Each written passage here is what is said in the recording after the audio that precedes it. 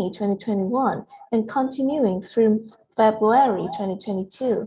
16 online lectures were presented to more than 800 participants who are school leaders, managers, administrators, and teachers in the region. In March 2022, CMA Retrack has designed 2 new modules with 4 topics for each module for the program from March to June, namely Teaching and Learning module and Classroom Management module. Covered this morning will be Module 6 on Classroom Management with the 2 topics, Culturally Responsive Classroom Management and Digital Citizenship and Classroom Management. Before we start, I would like to mention some housekeeping rules. Our webinar is video recorded, so please watch and listen to the video. This video will be less than 30 minutes. If you have any questions regarding the video, kindly type them into the chat box. And after the video, we will have some time for questions and answers with our trainer, Dr. Anita. About Dr. Anita Clapano-Oblina, she obtained her doctorate degree in education planning and management in the Philippines and had been in the field of education and engaged in administrative functions back in the Philippines. She was the assistant to the academic vice president at Xavier University in 2014 and dean of faculty and academic affairs at Finma Cagayan de Oro College from 2015 to 2017.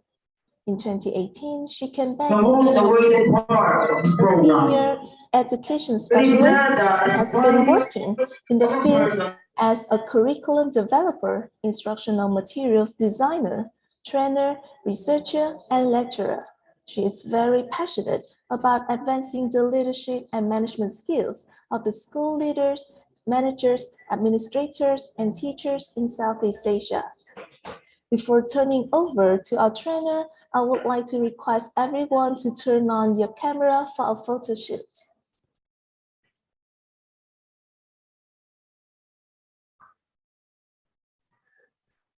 Good morning, Mom.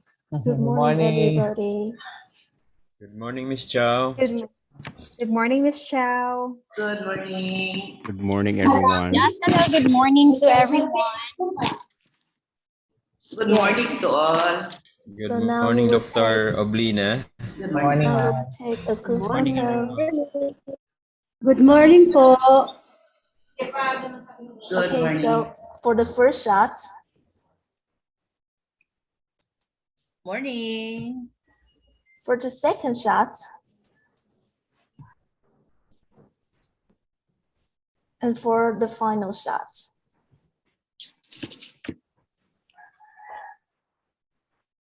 Thank you very much, everybody. And now I would like to invite Dr. Anita to have some words with our participants. Thank you so much, Ms. Chow, for your kind introduction. And to everyone, greetings from Vietnam. Welcome to the last section of our modular online training series 2021-2022. We're going to close our module 6, classroom management module today. And we are going to explore 2 topics as already mentioned by Ms. Chow. Topic 23, culturally responsive classroom management, and topic 24, digital citizenship and classroom management. Now we are going to start with topic 23. We are now going to watch the video. Okay.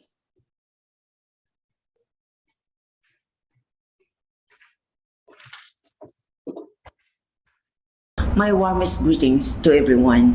Welcome to the last section of Module 6. Today, we're going to explore the last 2 topics. Topic 23, culturally responsive classroom management, and topic 24, digital citizenship and classroom management. Let us start with topic 23, culturally responsive classroom management. My presentation includes the 3 key points as follows. What is culturally responsive classroom management? What are the components of culturally responsive classroom management? And What are the prerequisites to implement culturally responsive classroom management? What is culturally responsive classroom management? Culturally responsive classroom management is an approach to running classrooms with all students, not simply for racial, ethnic minority students, in a culturally responsive way. Teachers use cultural awareness to guide management decisions about their classrooms. It is an extension of culturally responsive teaching which uses students' backgrounds, cultures, home lives, learning styles, social experiences, prior knowledge to create opportunities for each student's success. Teachers, as culturally responsive classroom managers, recognize their biases and values and reflect on how these influence their expectations for behavior and their interactions with students, as well as what learning looks like.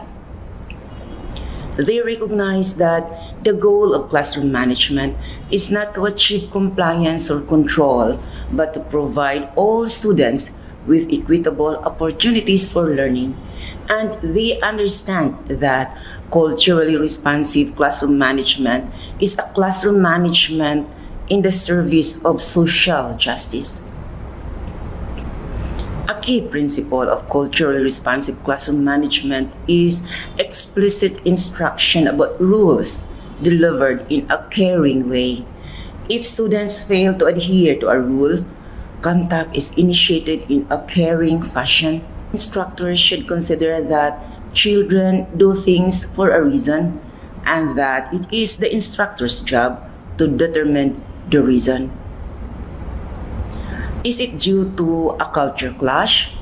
Is it a reaction to a perceived power differential or social injustice? If so, the rule itself may need to be revisited.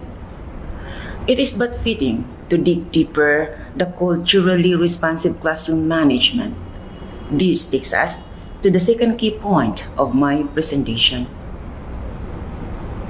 What are the components of culturally responsive classroom management? Weinstein, Tomlinson Clark, and Curran illustrate the 5 components of culturally responsive classroom management as follows.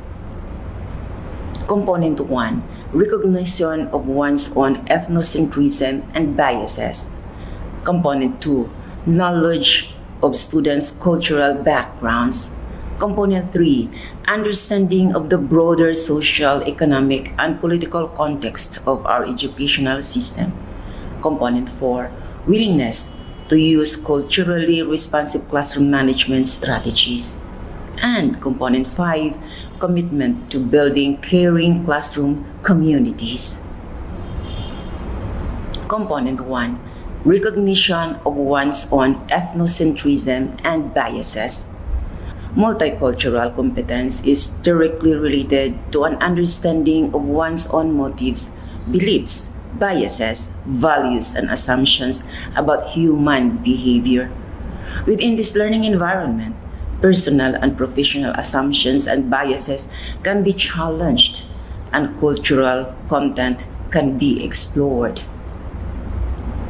Teachers need to articulate and examine taken for granted assumptions of a Western and middle-class worldview, such as an emphasis on individual achievement, independence, and efficiency. By bringing the teacher's implicit and examine cultural biases to a conscious level, they are less likely to misinterpret the behaviors of our culturally different students and treat them inequitably. Creating a safe climate is a prerequisite for helping your students to develop awareness of ethnocentrism. Within this learning environment, personal and professional assumptions and biases can be challenged, and cultural content can be explored. Teachers should explore and reflect upon where their assumptions, attitudes, and biases come from, and to understand that how they view the world can lead to misinterpretation of behaviors and inequitable treatment of culturally different students. Actions teachers might consider. Teachers write a personal identity story to explore how their identities have been socially constructed and how they fit into a multicultural world. Component 2. Knowledge of students' cultural backgrounds. Although awareness of ethnocentrism is certainly a necessary ingredient of culturally responsive classroom management, it is not sufficient to enable teachers to work effectively with culturally different students. Teachers need to understand the cultural heritages of different ethnic groups, how they sanction behavior and celebrate accomplishments, and the rules of decorum, difference, and etiquette. Understand the value orientations, standards for achievements, social taboos, relational patterns, communication styles, motivational systems, and learning styles of different ethnic groups. To develop skills for cross-cultural interactions, teachers need to become knowledgeable of students' cultural backgrounds. Actions teachers might consider. Form study groups to read culturally responsive literature that reflects the identities of the diverse learners in the classrooms. Work with diverse learners to develop family history projects in which students explore their cultural backgrounds and share them with the class. Learn about students' hobbies and interests that you can tap into when planning your lessons. Conduct home visits and consults with parents and community members to gain insight. Component 3.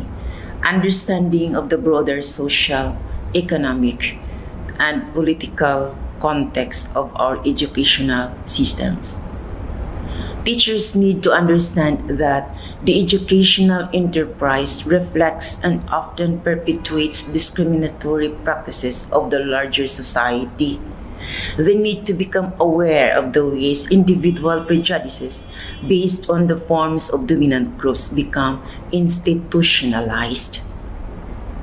They must understand how differences in race, social class, gender, language background, and sexual orientation are linked to power. They need to recognize that the structure and practices of schools, like rigid tracking, unevenly distributed resources, standardized testing, can privilege select groups of students while marginalizing or segregating others. With regard to classroom management, they need to re-examine the ways that current practices and policies may reinforce institutional discrimination. Teachers should be aware of and examine how current policies and practices in discipline might discriminate against certain students. Actions teachers might consider. Use visual representation of curriculum to depict people of various cultural groups, although care must be taken to avoid stereotypes representations. Arrange desks in clusters to allow students to work together on activities, share materials, have small group discussions, and help each other with assignments. Component 4. Willingness to use culturally responsive classroom management strategies. With awareness of one's taken for granted assumptions, knowledge of students' cultural backgrounds, and understanding of the broader context, teacher can begin to reflect on the ways that classroom management practices promote or obstruct equal access to learning. This is an ongoing, possibly uncomfortable process in which cultural diversity becomes a lens through which teacher views the task of classroom management. These tasks include creating physical setting that supports academic and social goals, establishing and maintaining expectations for behavior, enhancing students' motivation, organizing and managing instructional formats, working with families, and using appropriate interventions to assist students with behavior problems. Teachers should think about ways the environment can be used to communicate respect for diversity, to reaffirm connectedness, and to avoid marginalizing students. Actions teachers might consider. Form a study circle to examine structures and policies and whether they are fair to everyone. Examine what has been cited as inappropriate student behavior and discuss if they actually are incidents of student resistance to what they see as an unfair system. Component 5. Commitment to building caring classroom communities. Although efforts to reform teacher education have usually focused on teachers' subject matter competence and pedagogical knowledge, the critical need for teachers who care for and about students has been gaining recognition. Sheets and Gay called for culturally responsive discipline, whose ultimate purpose is for teachers to create caring and nurturing relationships with students, grounded in cooperation, collaboration, rather than the current teacher controlling student compliance patterns. Caring is a fundamental pillar of effective teaching and learning, and the lack of it produces inequities in educational opportunities and achievement outcomes for ethnically different students. Students are motivated when they believe that teachers treat them like people and care about them personally and educationally, and they are more likely to cooperate with teachers who are caring and respectful. Actions teachers might consider. Initiate and cultivate out-of-class conversations with students to get to know them personally. Spend the first few weeks of school engaging students in social games and establishing school-to-home and community relationships.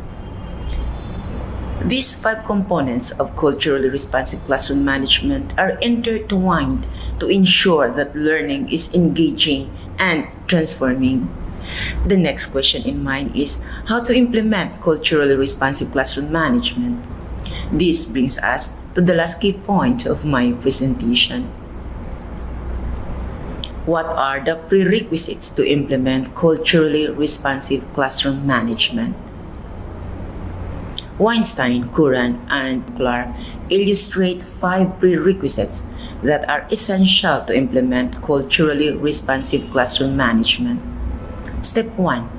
Assess your own personal biases. Step 2. Get to know your students. Step 3. Adapt your teaching and curriculum. Step 4. Respect and reinforce student culture. And step 5. Involve family and community. Step 1. Assess your own personal biases. This is a hard task, but there is a reason why it is first on the list of ways to make lessons more culturally responsive.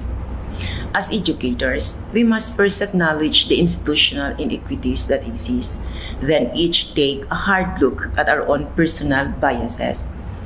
Bias can exist in many forms and often stems from inherent worldviews that were inculcated in us during childhood.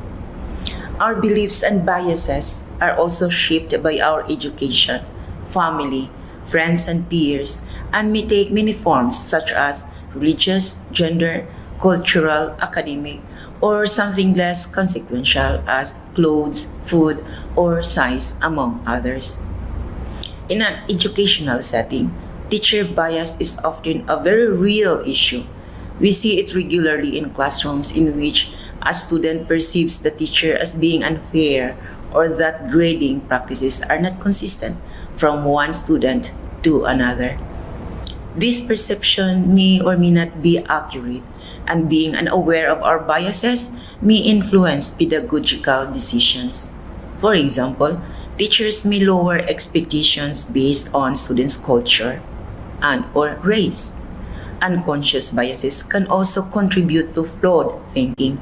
For example, implicit bias may result in a teacher thinking women can't excel at math or that introverted, quiet students don't understand the lesson because of their limited participation.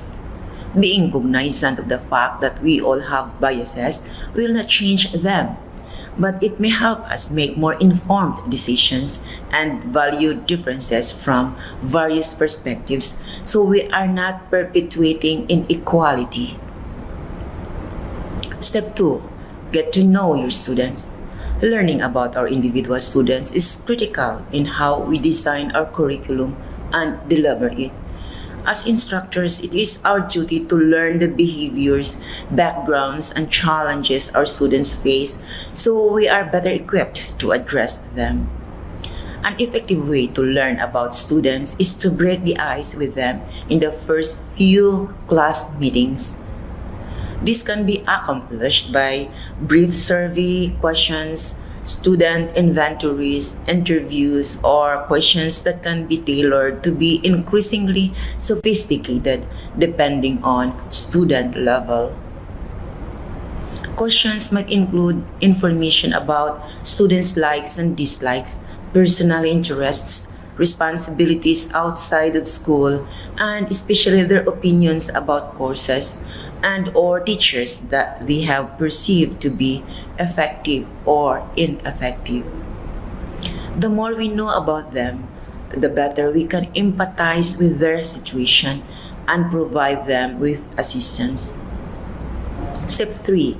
Adapt your teaching and curriculum. The process of adapting your teaching and curriculum begins by first responding to the assessment of your own personal biases by considering if your biases are reflected in your current practices, then making strides to correct and to become more culturally responsive. The next step is to consider what you have learned about your students and making sure that your focus, standards, instructional approaches, and materials reflect the cultures of your students and expose them to different cultures. Additionally, authentic forms of assessment tools like observations, rubrics, conferring performance tasks are a more culturally and linguistically responsive way to assess student performance and progress than a more traditional classroom assessment. Step 4. Respect and reinforce student culture. Each student comes to our class with a set of behavior, beliefs, and characteristics that make that student unique. Coupled with these are the value systems, languages, religious beliefs, and ways of life that also contribute to their self-identity. By valuing each student's culture, we contribute to their self-concept, which in turn influences their academic success. It is also imperative to validate a student's culture by connecting their outside experiences, daily life, and background knowledge to what is occurring in the classroom in terms of the interactions and the learning that is taking place. Sharing and listening is an important way to validate culture. Students should be encouraged to listen effectively, and this is something a teacher can model in terms of good listening skills. Students should be given opportunities to share their feelings, beliefs, values, and perspectives, and they should be taught to receive and embrace this information while still honoring the differences of their classmates. Activities and learning opportunities that allow students to celebrate both their own culture and those of others should be incorporated into lessons. Teaching methods and instructional practices are another way to support and validate a student's culture and language. Include readings, videos, poems, songs, and other materials where students will see and hear people who look like them. Inviting guest speakers to class or joining an online event is another way to embrace culture and a student's background. Spend time understanding your students so you can teach to different cultural backgrounds and interests. Also, be sure to incorporate universal design wherever possible to accommodate the needs of all students. And step 5, involve family and community. Making a classroom more culturally responsive means engaging families and communities in the academic lives of students. Research has shown that when parents and communities are involved, students are more likely to attend school regularly, complete homework, earn better grades, have better social skills, maintain better relationships with their parents, and have higher self-esteem. Involvement can occur several different ways, including parenting, communicating, volunteering, learning at home, decision making, and collaborating with the community. By supporting students' bicultural and multicultural identity development, families will feel more included and more comfortable, ultimately making it more likely that they become partners with their children's school. Educators should communicate with families not just when there is a discipline issue, but when something positive occurs. Open and honest communication with families can lead to greater trust and develops a nurturing relationship, which allows teachers to ask questions and learn more about their students and their backgrounds. Reaching out before the school term begins and providing ways parents can communicate with you can be very helpful. Teachers might even invite parents to complete an interest survey to better understand their students.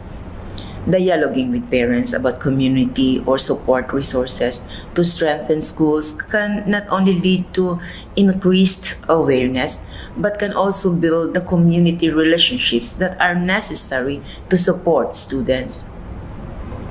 Finally, making time for impromptu conversations and organic check-ins can enable families to feel more included and more comfortable.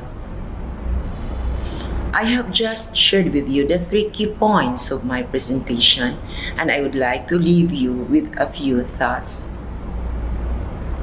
Let me reiterate that culturally responsive classroom management focuses on how teachers establish and enforce expectations in an equitable manner, communicate with students in culturally consistent ways, accommodate and incorporate students' cultural and familial backgrounds, and encourage engagement and participation through building close, caring, and personal relationships. Hence, let us keep in mind the components of culturally responsive classroom management. Recognize our own ethnocentrism and biases, get to know our students' cultural backgrounds, understand the broader social, economic, and political context of our educational system, willingness to use culturally responsive classroom management strategies, and commitment to building caring classroom communities. Likewise, we are guided by the steps to implement culturally responsive classroom management as follows. Assess our own personal biases, get to know our students, adapt our teaching and curriculum, respect and reinforce student culture, and involve family and community. Creating a culturally responsive classroom can be challenging, but the results are well worth the effort. Thank you for your participation.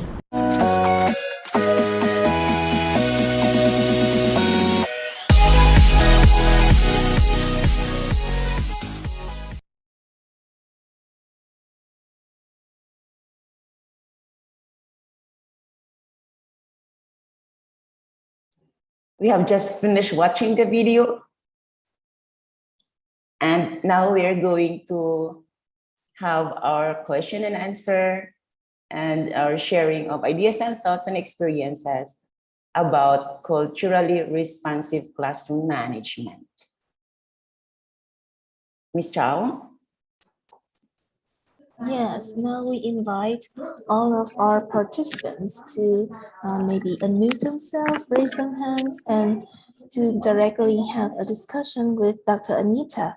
Or you can also type your questions into the chat box, and we will answer to those questions. Thank you very much. Thank you. Yeah, Thank you, teacher. Yeah. Yes, the cultural is very important for teaching, I think, because I'm in my country, in my minor ethnic groups in Myanmar, there are a little different cultural in in there is a little different cultural. It depends on their environment and natural environments and their religions. For example, their Amazon, their religion is there's different, a little different culture. Thank you. Yeah. Thank you so much also for sharing your ideas and thoughts about Thank your schools in Myanmar. Right. Yeah. Yes. That's really true because in one classroom, for example, there are different sets of students and they are mixed in one classroom. Right. Yes. The my Amazon students live in the countrysides. The countrysides and mainlands are, I think, a little different culture. The mainland, the central is the multi-subtle including in there, I think. Okay, thank you. And I hope that from the presentation, Yeah. you will also be able to have some insights on how to deal with a class mixed with diverse learners. Yes, yes. Thank you. Welcome. Okay. Do we have from our chat box? I believe that we have some comments from our participants in the chat box also, starting with Norvin, that we really need a loving and friendly classroom with loving and caring mentors. Really, definitely, yes. Thank you so much for that insight, Norvin. The only way that we can keep our class, our class, like our students learning to the fullest would depend on the teachers. If we have these loving and caring teachers and mentors to students, then students would feel they belong and they would do their best. But I guess we teachers, we know also the limit, right? I mean, we know how to handle this one. We don't just also like do it in a manner that students might misunderstand us as having some like favoritism. We are doing it in a manner that our students would be able to come out from their shell. If they are like a shell, they would come out, and then we try to uplift them. We try to motivate and inspire them to come out and be themselves and learn together with their classmates. But as I mentioned, that only happens when teachers are caring and loving. Thank you for that one. And we also have from Hello, Doc. yes, yeah, Andrea. Hello, Doctor. Good morning. Good morning, sir. Yeah, Am I loud and clear? Po. you are Yes. certainly. Good morning, everyone. Just would like to ask my query regarding the classroom management we are talking today. Because basically, honestly, we are in a certain classroom setting. We're having 50 to 60 students in a section. Honestly speaking, na? Then the point here is we must the teacher should be caring to the students. But if you are there in the field, when you are handling 60 students in a classroom setting, it's very difficult to somehow manage them in a way that it is culturally responsive. May I know your view how it might be done with this setting in our situation? Thank you very Okay, much. thank you so much for that quite interesting yet challenging question. As you said that there are like 50 to 60 students in one classroom, and how can you be able to be caring and loving to each of these one? And I Yes, really Doc. understand that concern.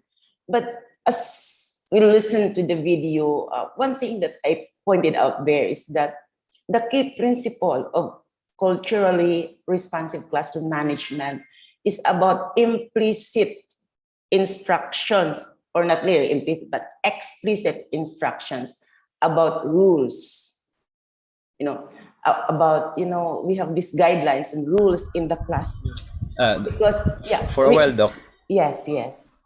you are referring to rules in a caring way. Can we Yes. learn something about it in a caring way? Because we know that the fact that rule is a rule. How Yes. could it be caring? Thank you. Okay, thank you so much for that follow-up. That's true. Now, see, rules, and then you are going to deliver it in a caring way. And if the students would not be able to understand that, you are again going to reach out the student to be able to understand. Now, what I would like to mean by delivering the rules in a caring way is that we've got to understand our students. That's why there is this knowing of our students, knowing their backgrounds, knowing where they are, what is their level, and maybe not just knowing them, how they behave in the class, and the profile we have about each student. But it will also be good to involve the family to really be able to understand them better. And see, we are following rules, as I mentioned, because we cannot just go to class with 50, 60 students without rules. That will be a commotion. One can just stand and speak and sit down and go out and all. And that's a terrible class, a chaotic, situation. And we don't like that because you see, education also entails discipline. We've got to say yes or no. You've got to educate your behavior, and you have to educate the manner you talk and something like that. So by delivering the rules in a caring way is, if the student could not understand that rule, we need to really reach out and explain. Maybe the rule that we have in the classroom is, I would say, not consistent with the rule they have in their family. You see, like one rule, for example, is that when you talk, you look at you straight to the eye so that I know that you're understanding and you're talking to me. But the rule in the family is that no, never look at the eye of your teacher. That's disrespect, a kind of. And that will already be a kind of inconsistent practice. Students might be confused where to follow my teacher and my family. So, because there are rules that we have in the classroom that may be contradicting to the rules they have in their family. That is why in the culturally responsive classroom management, we've got to involve the family and community to be able to understand our students better.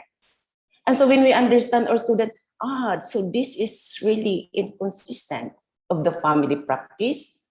And maybe I can explain further what is this about. I can make my students understand better. It's only when the student understands better that the student will cooperate, will say, oh, that's fine. So that is what I mean by caring way. We don't just impose, these are the rules, then follow this one. Well, that could be authoritative approach, but in some ways we have to modify depending on the need, the context, that we have. There may be rules that we are so authoritative, but there may be rules that need more explanations, and that's non-negotiable, kind of. And so, just to make learning really, I would say, interesting and engaging and transforming for students. I hope I have, yeah, answered some points. Thank you so much. Thank you, Doc.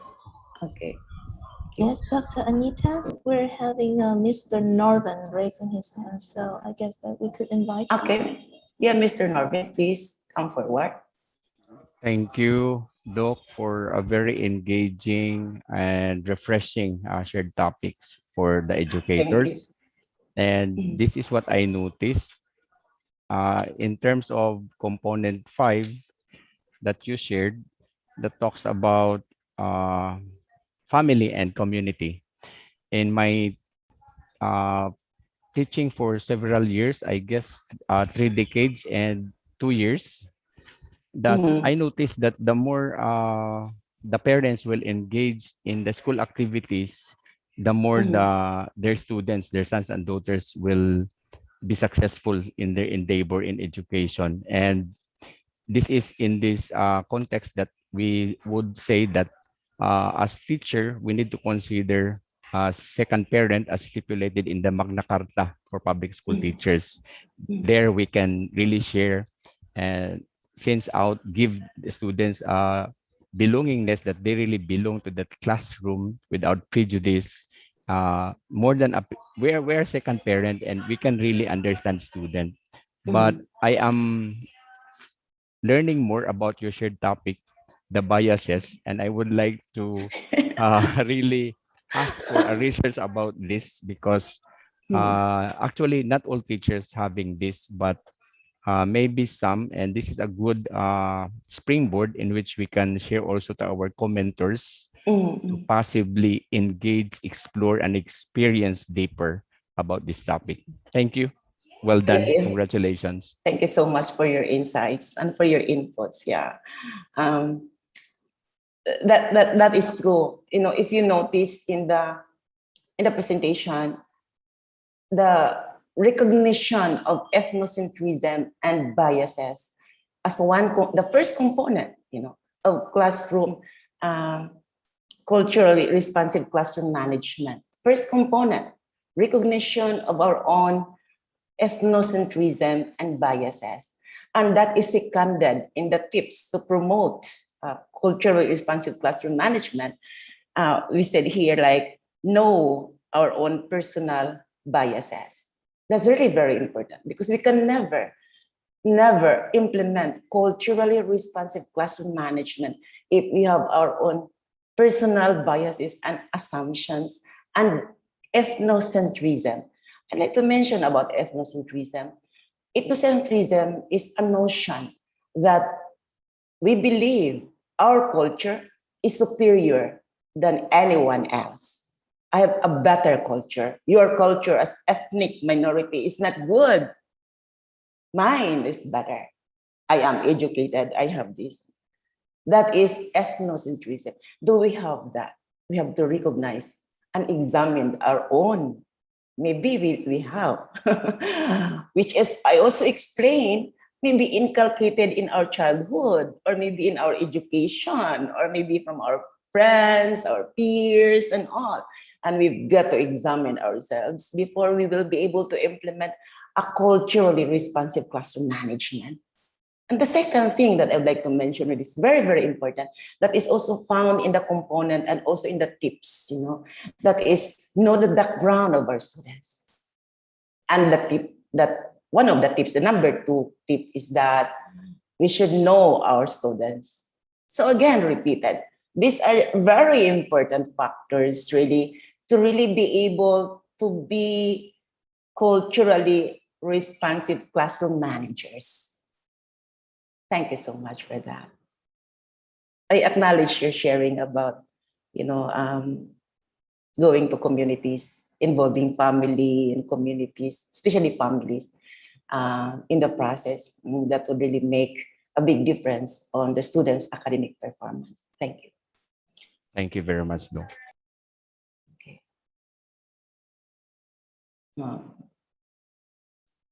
We have from Asiveda, thanks much, very informative, really challenged to be sensitive in the cultural context of our learners. Yeah, thank you too. Okay, thank you, Jonah Estorninos. And we have here, so there's one from Abi Remo. Okay, how will you remind or rebuke students who have clear forward cultural biases? That's quite interesting. Yeah, we understand that our students have that, they have their own norms, and they have their own standards, they have their own ways, of seeing things. They have their own world, I would say. The question is, how do we change that? How do we make our students able to see the other perspective? Students are seeing this perspectives, okay. But we see that we need to bring the students forward and see this is it. To be a person of, dignity, integrity, to all people, regardless of color, backgrounds, and all. Then the question is, how do we change that? Do we change it radically, or we change it in a caring way? Okay. So if you ask me about this, how will I change? How will I transform the mindset of my students who have already fixed in their own world, in their own views, and not seeing the other one, which I guess is better than that. I would suggest that do it in a caring way. We could not just reprimand students in the class and shout at them and say, it's not good to do that. Students might not understand. If this is not good, why other people are doing this? Why are my parents practicing this? Something like that. So I guess to do it is to talk to the students. If you would really like to make that change happens, you can make an appointment with the students outside the class and explain what is the consequence of being that, and what is I would say noble living in a globalized world. See, we cannot deny the fact that we are one continent, one world continent. We are mixed with people from different backgrounds, different principles, different perceptions, many things. I cannot just isolate myself from the community I am in. What I do is to adapt without losing my own identity. So, can do it in a caring way. Talk to the students in a manner that they would understand. They would understand what you're telling to them. And to transform, make change. Okay, I hope I have that. I have said. Okay, we have here from Mr. Emmanuel Yap. Oh, I think someone, can I just alternate? Someone is raising hand, and I'll come back to you later, Mr. Yap. Is it okay?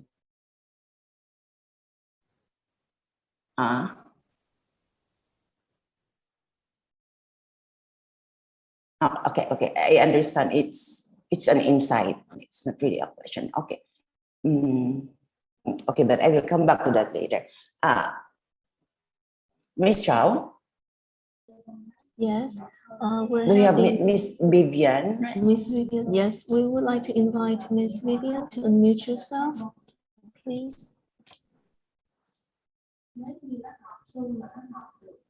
Or maybe we could come back Hello, to. Doc. Oh, Good yes. morning. Good morning. Na, Okay, good morning. Yes. Okay. from Philippines. Mm-hmm. Uh, I just want to share something about your the statement you have just said. When I was able to handle grade one learners, Doc, Mm. 55 grade one learners, and even taught multiple multi-grade classes in grades one and two. It was Mm. hard for me to do this since I came from a private school and later in a public school with this congested number of learners.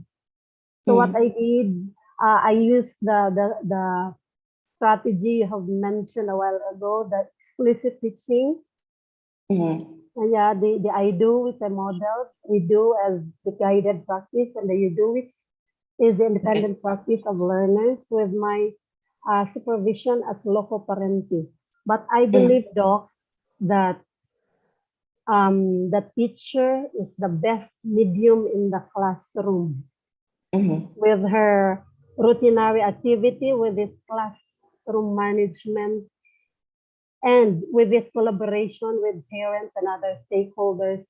Because I have always with me this magic word, the team, together everyone achieves more. And with that, our teacher, as teacher, we need to be aware of our diverse learners, which came from different, unique cultural values. Thank you, Doc. Okay, thank you so much for your insight and for sharing that to us.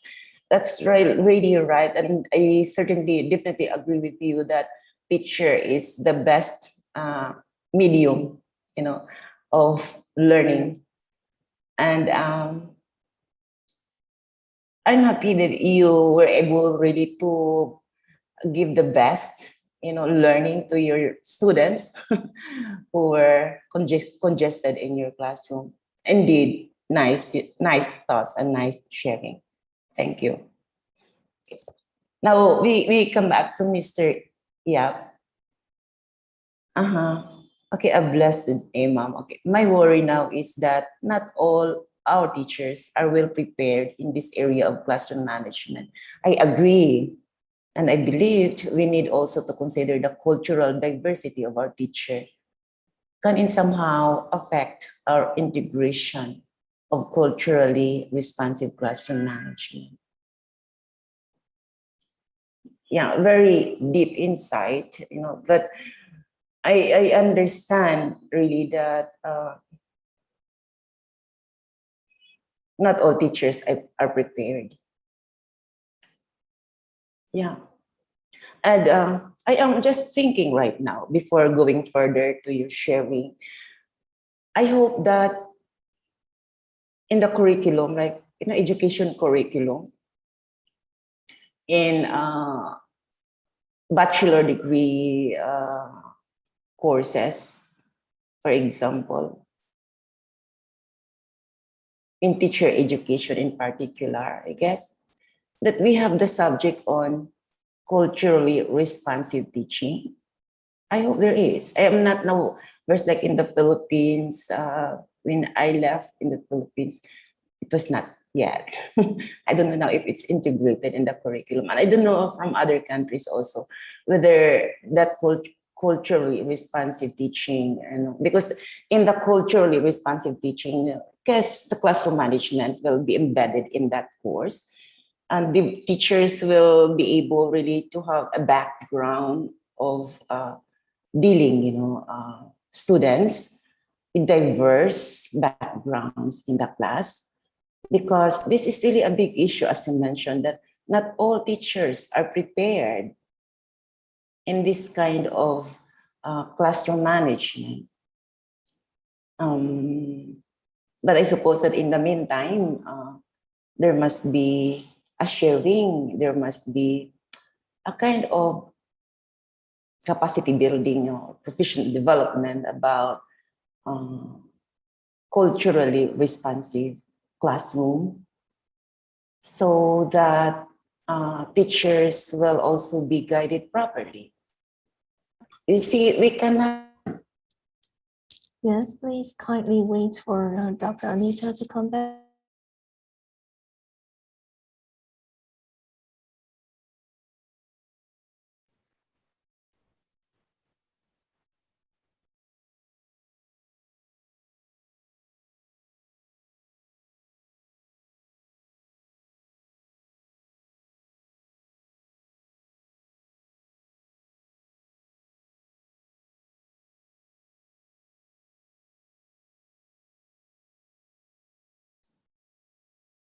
Okay, am I heard?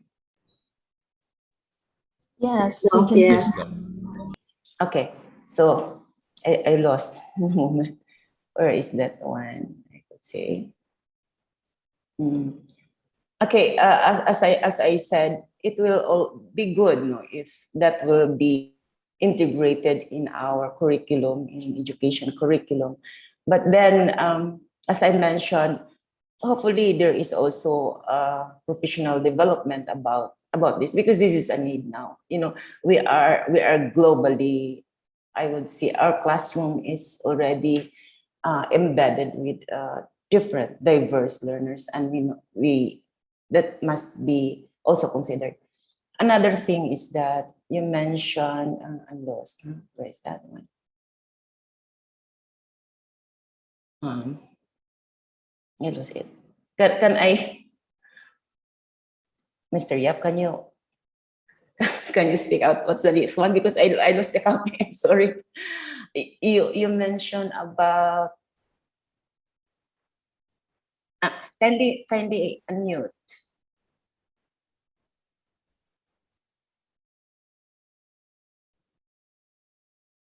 About the inputs from Mr. Yap. He said Yeah. that we need also to consider the cultural diversity of our teacher, so that in some way that can affect our integration of culturally responsive classroom management. Yeah, you're right. I definitely agree.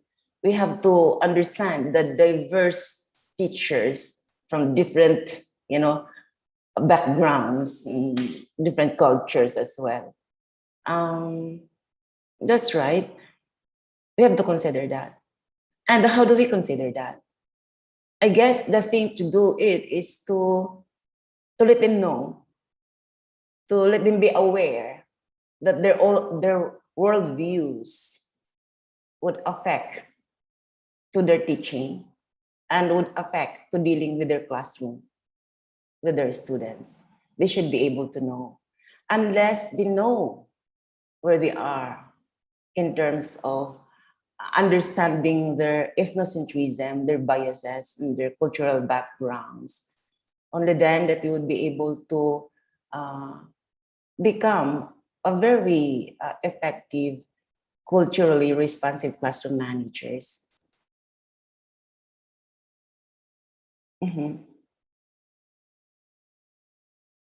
I hope that that will also be included in the school. The principal or the school leaders would also consider that and put that in the, I would say, planning. For example, like there must be a session or a training for that because we cannot expect teachers to become, what we would like them to become if they are not aware. Okay. I hope I have shared. Yes.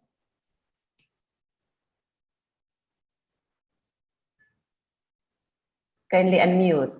I cannot hear.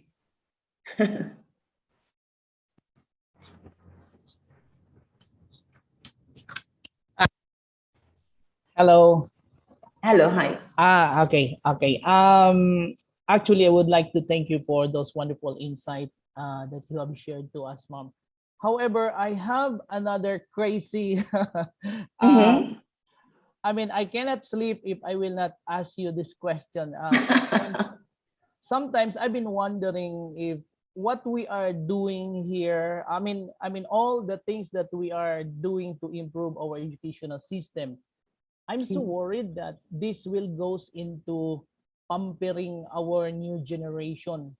Now, my worry is that are we not in some way destroying the innate capacity of our student to fight back?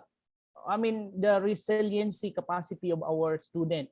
For example, the bullying act in the Philippines. Because of that bullying act, the product of those educational initiative of our government is that we can see now that our younger generation who are now at work have the what is this one, the lesser resiliency to any problem that they encounter in the field, and they just got they if they encountered minor problem, they just quit from the job. And another one is in the case of pampering our IP communities, and there are a lot of IPs that were given that were pampered by the government, given so many scholarship. But what happened is that many years ago, the culture, I mean the educational development of most of our IPs were not developed, or should I say, from the experience that I have, the cultural communities, I mean the IPs that we have in our communities did not develop through those years. I mean, those things that we have done were not really effective in my own understanding and observation. So although I am fully convinced that what we are doing right now in these systems that we have, in fact, I am making it part of my dissertation writing. However, I have those worries that we might be pampering the next generation. Just a crazy thought, ma'am. Thank you. Thank you so much for your insights and for your thoughts. Really, I understand. I understand the point. First, I guess you brought out two points here. The first one is about this too much that we give to our students. We are allowing them, like you said, about this bullying act, for example. And that's just an example, maybe among other things that we try to kind of understand, we give students that extent of, I would say, understanding. And let's say maybe you mentioned about caring, maybe the thing that, maybe the behind thought of what you are saying here. Yes, I would write before giving my thoughts. I was also thinking a while ago about the idea before, the education before was so kind of really disciplined, kind of this and that, I could still remember my teachers before who were already implementing discipline, and you don't mind, so just follow this one, and okay, and then you pass, that kind of education that I had before. I don't know if you also had that education, but that was my education when I was growing. Okay, so, and then we become, as we grow, we advance, that kind of education, then we somehow get that idea that works in some ways. And now there's this change, a change now that, no, we've got to understand our students. We've got to, all these advocators, of culturally diverse students or diverse learners, for example. And this is the challenge. Now, now go to the idea that we might be giving much to the students, and students have no more tolerance, as you mentioned. Yes, they could not just give way if they are kind of feeling that they are imposed. There are kind of the community, or is this imposing, for example, the work is not doing well, and something like that, and they give up. We see our new generation employees now easily give up if they find something wrong, and that's also the challenge of the companies, and I think even the schools. Yeah, no, this is again what I would like to tell, in my presentation, that to be caring, and to be loving to our students, we need to have discipline. It is not all caring. It must be imbued with discipline. Okay, we don't go to that extent. After all, we are not mothers and fathers in the classrooms. We are teachers. And somehow, if we also give that lavishly without discipline, there is a space. I can care you as this time. What my purpose of caring the student is for learning. So we should know the purpose. That my goal is that you learn. Anything beyond that, it's not. I guess. Yes. So I would like to see what are the indicators, what are the variables that would limit you to understand and to learn this one, so that you can apply this in the context when needed. So I have to define these indicators and variables, and I'm in there to help the student understand in a caring way. By caring way, I don't shout, I don't spam. Yes. Okay, because the more the students will retaliate, they will go, far from us, and we are not helping them, and that defeats the purpose of caring. I understand it that way. Okay. You nailed it, Mom. Thank you so much. So that's culturally responsive classroom management. Again, the key principle of the culturally responsive classroom management is explicit instructions about rules, about disciplines in a caring way. That's the only way. I guess. Thank you so much. The other one, I missed that one. The other thing that you mentioned is about the curriculum and of course the adaptation, Mom. In this case, there is a need to revisit our curriculum in accordance with the new changes of our times. So I think now there is a need to revisit we need to revisit some of the curricular activities in the school, so that it could fit into what we are doing right now. Okay, yeah, you're right. I agree. Revisiting your curriculum and your curricular activities as well. No, but again, we have to keep in mind our purpose, what we are doing in the classroom, really. So we have the goal to achieve at the end of the session. So we do it in a caring way. Thank you very much, Mom. Thank you very much. Thank you. Thank you also for your very wonderful and deep thoughts, about what's going on now in our educational system. Thank you. Now we have, do we have Ms. Chow? Yes, we also have a question from Kamfun, that my ethnic group students have spent their hard time adjusting to the new city life and city students, and they seem to be lonely. They don't dare to share or express their opinion in the class. So please, Dr. Anita, do you have any suggestion? No, that's real, your concern, right? And how are we going to help our students who are adjusting to the new environment? And especially now that we just have this COVID, and there is this isolation at home, and now they are going out, and they come from different communities and different families, and they have their baggages with them, and it's so difficult to just open up themselves.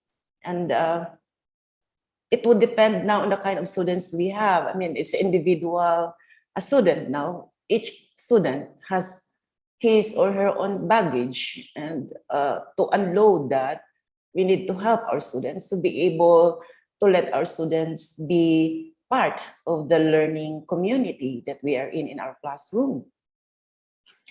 The question is, how are we going to do that?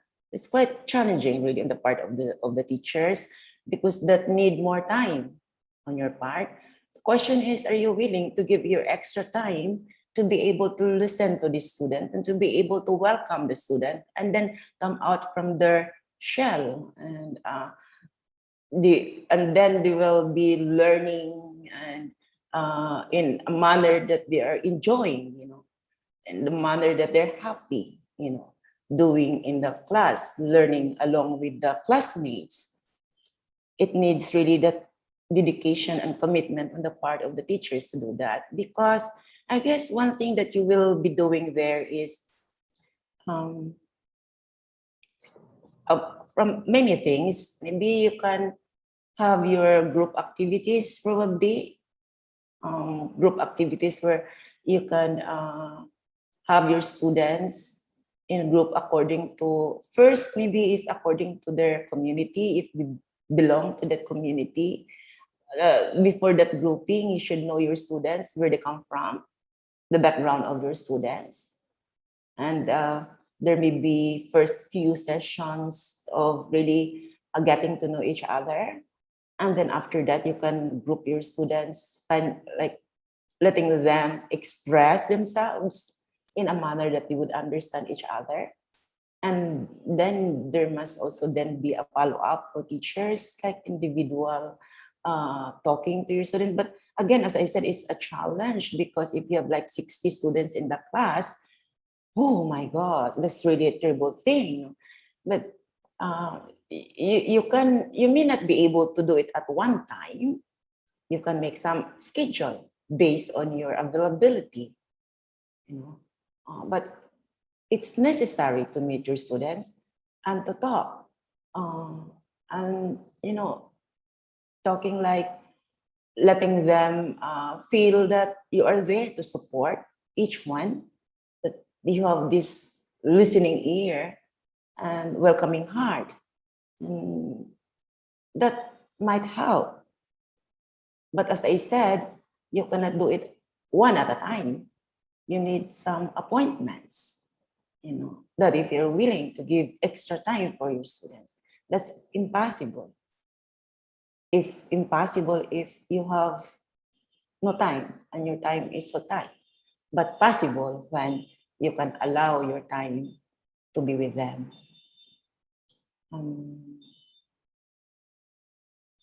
Okay, I hope I have said. You can always follow up if you have something more to tell. But that's my thought. Thank you for that very interesting concern.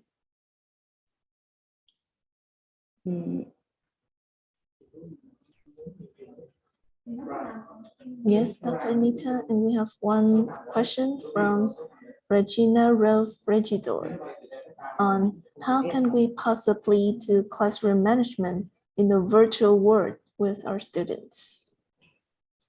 Okay, very challenging, huh? How can we use, I think you're referring here to culturally responsive class management in a virtual class, The only thing, I guess, because you cannot, you just see your students virtually. How do you do that is to give time to your students to talk. Maybe if you can have time, let their students speak themselves, share their opinions, share their ideas.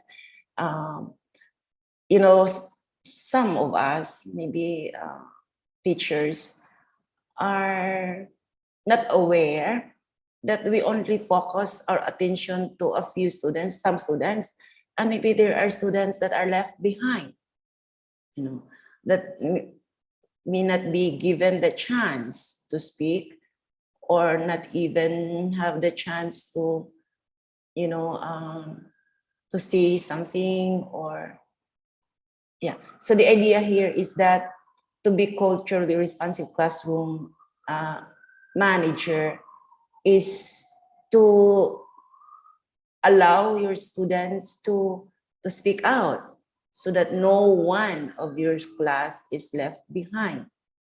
And if the student is not doing well, for example, then reach out the student.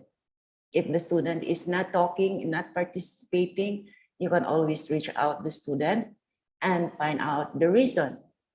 And then from that, then you can provide solutions. Not really provide, but you can discuss a solution to the problem of why the student is acting that way. Okay. Another one is you can also reach out to the family and communicate to parents. That's very, very important. Involve the parents in the learning process of the student so that you will be able to address, the needs of all your students in the classroom. Okay, I hope I have shared. As I said, you can always raise your hand and make a follow-up if I seem not to be answering what you really would like to ask. This is sharing. This is a platform where we are free to share our ideas and thoughts and experience and ask questions to things that disturb us. And I would also like to invite others if you would like to share, if there are questions, and then you would also like to share your inputs and your insights, please feel free. This is our learning community platform.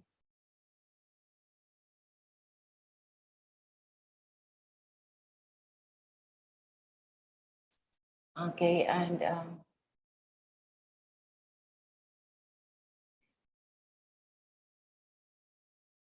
okay, so we have here from Cristina Acosta from Philippines. Okay.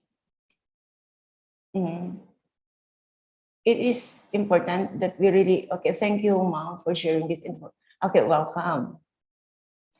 And then it is important that we really know our students, for us teachers, how to handle and help them, especially when they're with their diverse needs. Yeah, I definitely agree with you. Very good insight. Only then that we can make the learning engaging and transforming for our students. Yeah, if we know them really. And then we also have here from Abi Remo. How will you remind? Okay, I think we are done with that, right? And then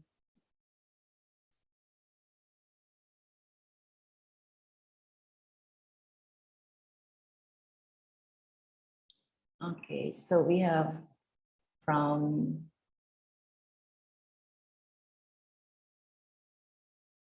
Vivian Samputon. Yeah, thank you too. Maribel, thank you. And we have from Joan Vargas. Thank you for that, Joan. And from Myanmar, Yen Mia. Thanks a lot for sharing. Okay, welcome. Really inspiring. Okay, thank you. And then we have and we have one here from Rishabel Lloyd Libante. Classroom management is a key part in making a conducive learning environment. Therefore, knowing how to manage the students' different cultural backgrounds should be one of our topmost priority inside the class. I truly agree with you and thank you for that insight.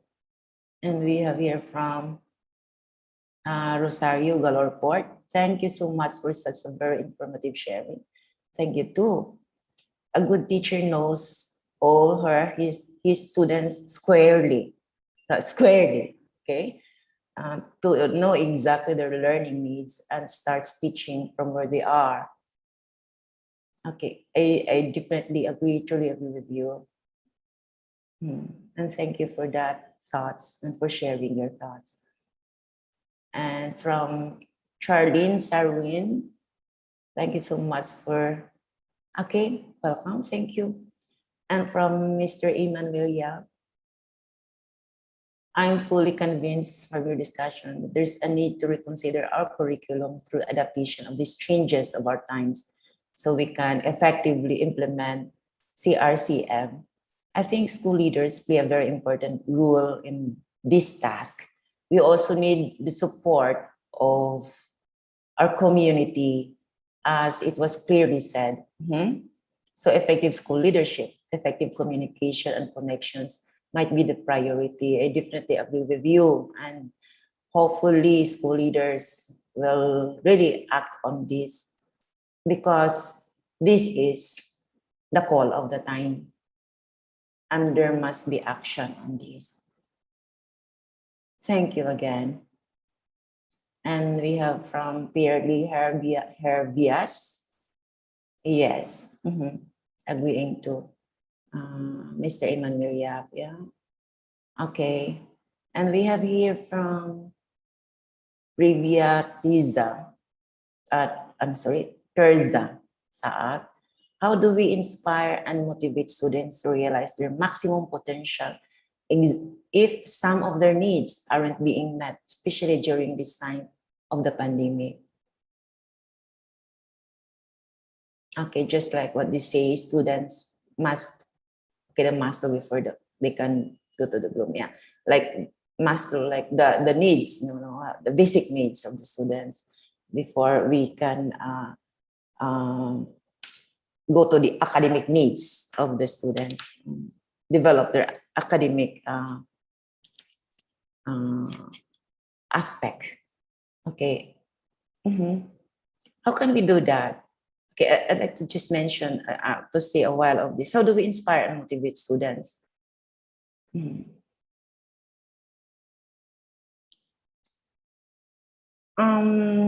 my opinion, we can inspire and motivate our students by showing to them that they are really important to us, that each student is important and each belongs to our class, regardless of who the students are, especially during pandemic. And I guess you are referring here to online remote teaching. Reach out students, reach out the families, and show that you care and that you're concerned of their education, and that you're concerned that we will be able to learn to the fullest, so that in your mind you don't leave one student behind. So then there, we can, and I guess that would be the time that the students will be motivated and inspired to come to class and join your session, and they will be learning in process.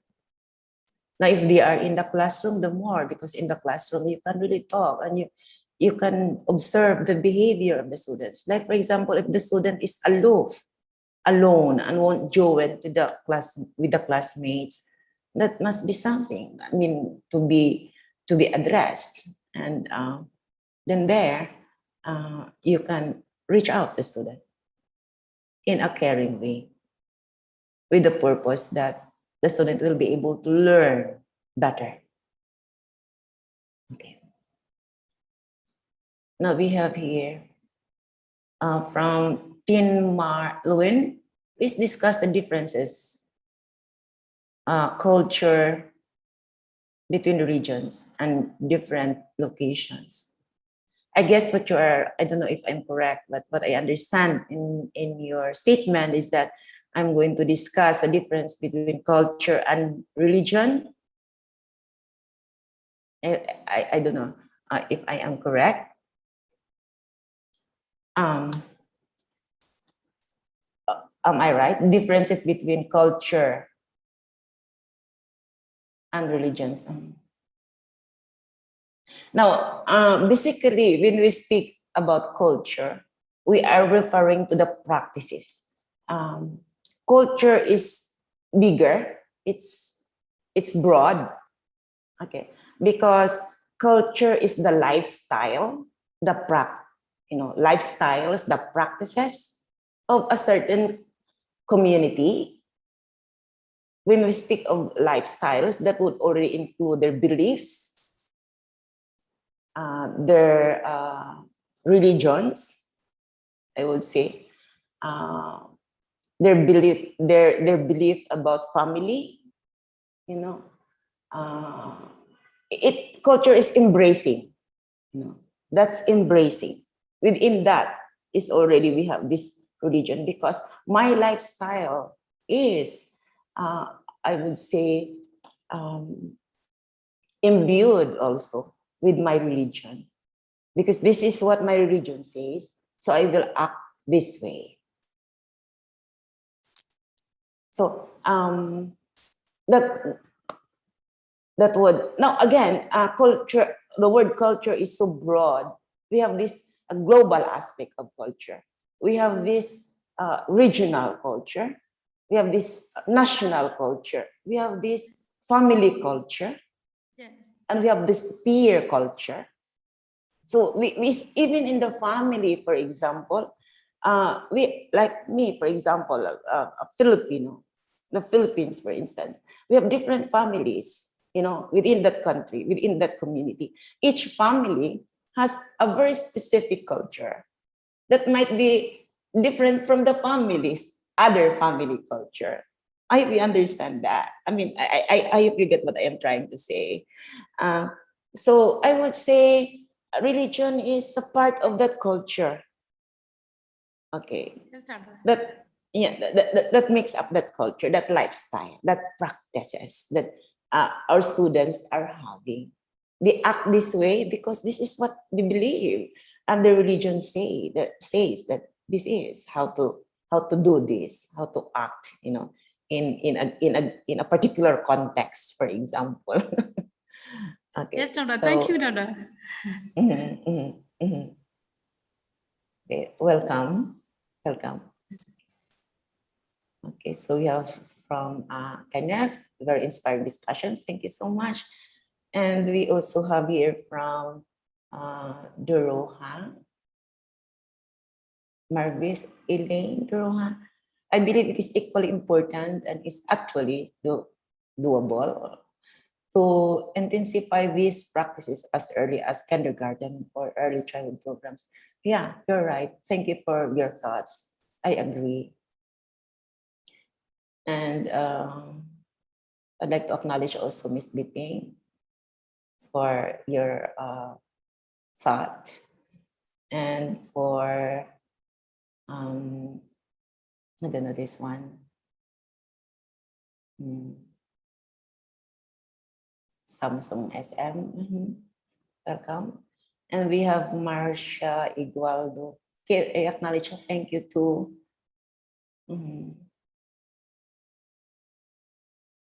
And we have from Gerald Pagudpod. You see here, transforming a student's view in terms culture is by giving them chance to showcase their culture. Definitely, yes, I agree.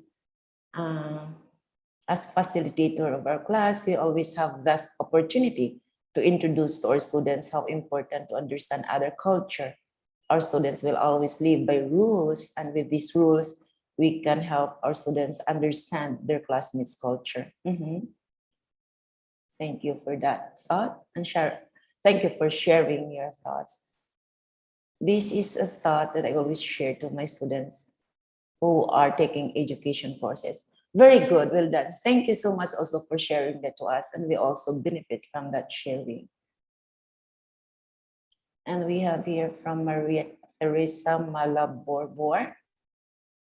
It is very important that we as teachers or even school leaders have enough knowledge on how we are going to manage the diverse learners in the classroom.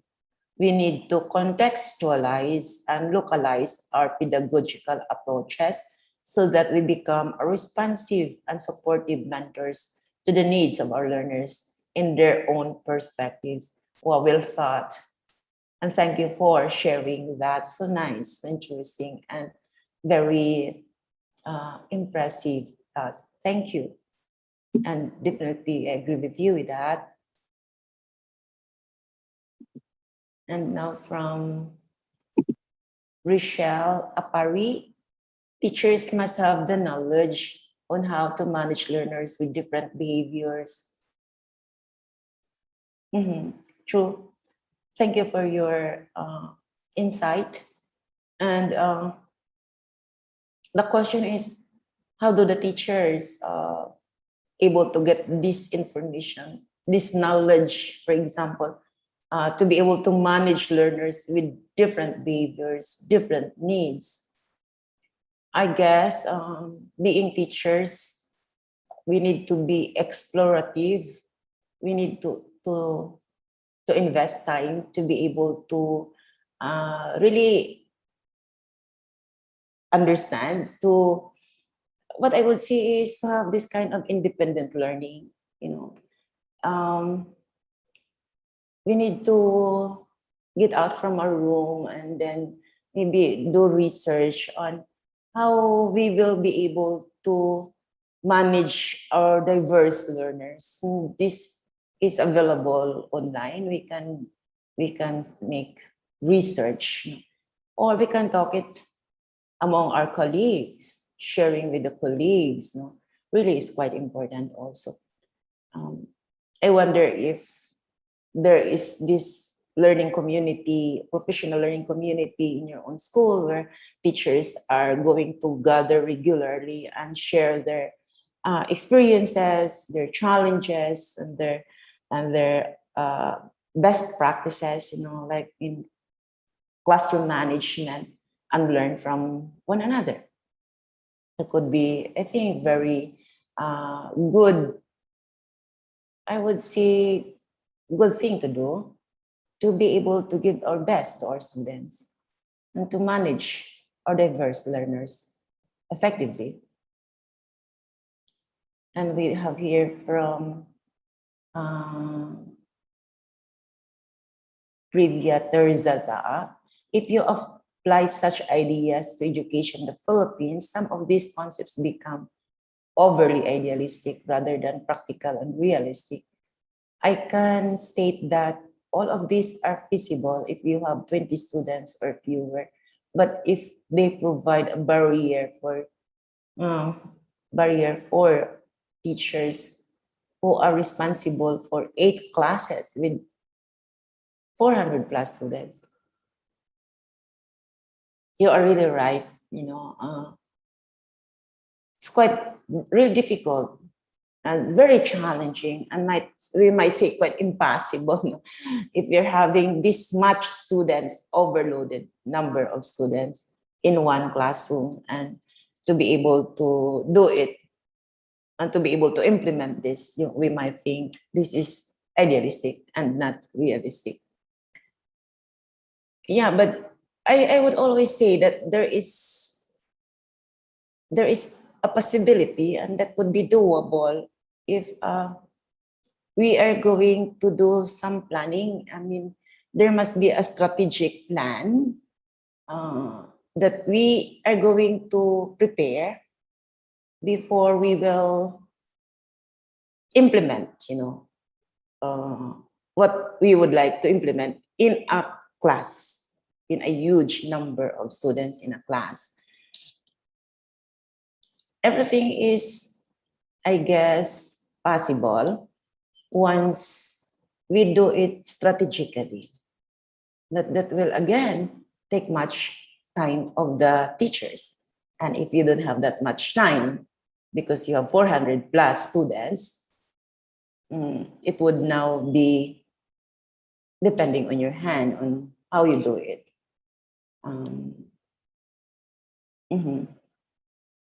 But I acknowledge your concern.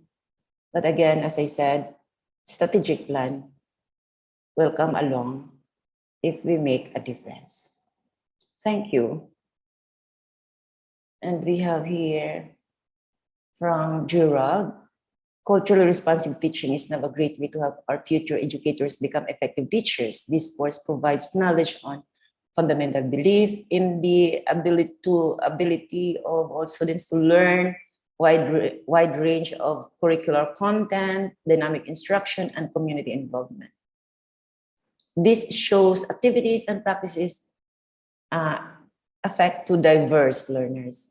Yeah, I agree with you, and thank you for that really very impressive ideas about how to help our future educators becoming effective teachers. And then we have here from Ana Rose Marcelino. I think before we can address the problem of our learners, we have to assess ourselves first as mentors on our capacity and skills in managing diverse learners.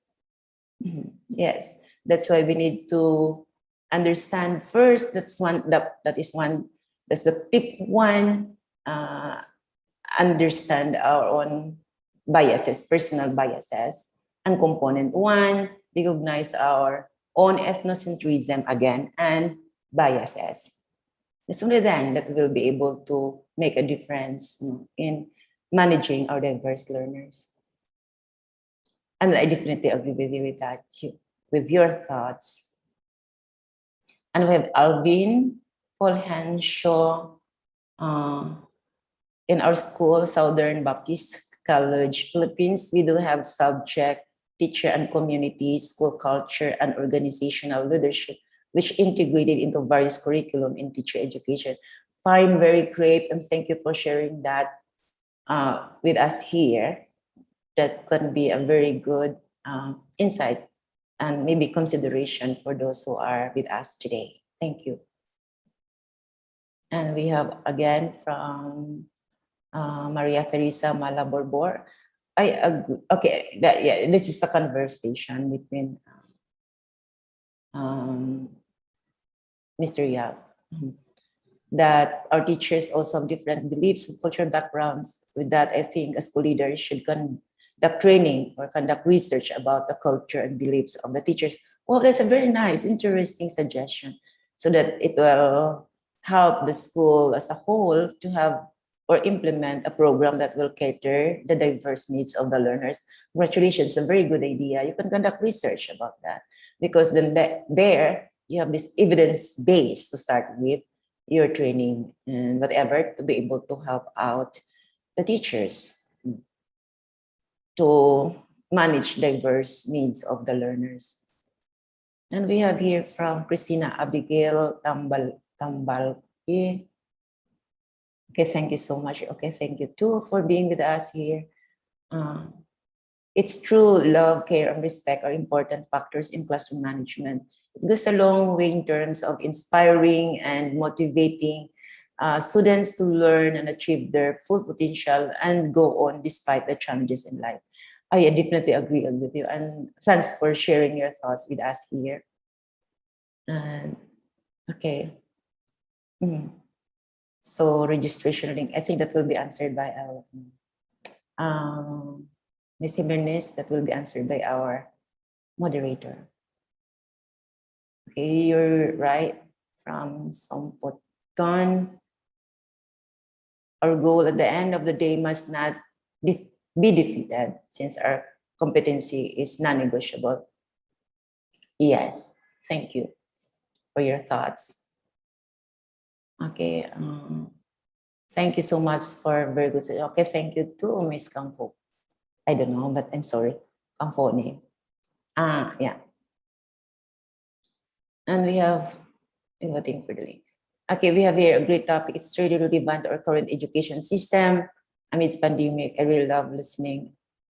Thank you so much to Remart Denen. And we have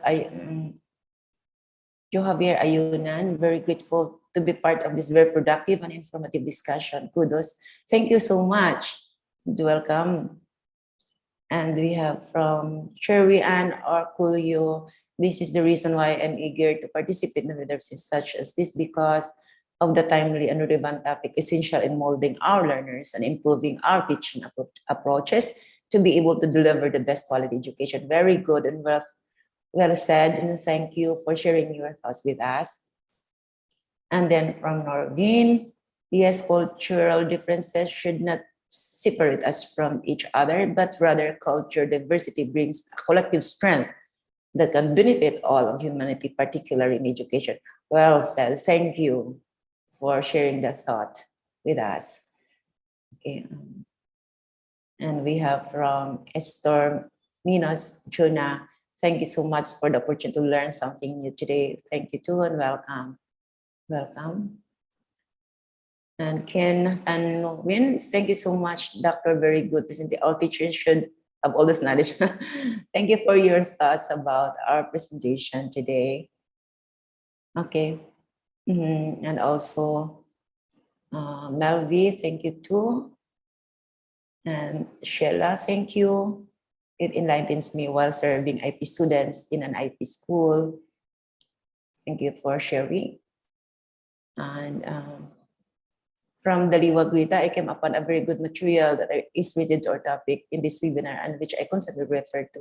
The title of the article structure is Structure Matters 21 Teaching Strategies that Promote Student Engagement and Cultivating Classroom Equity. The others might be interested. Okay, maybe you can share that. It's a very good, interesting reference related to what we are talking about today.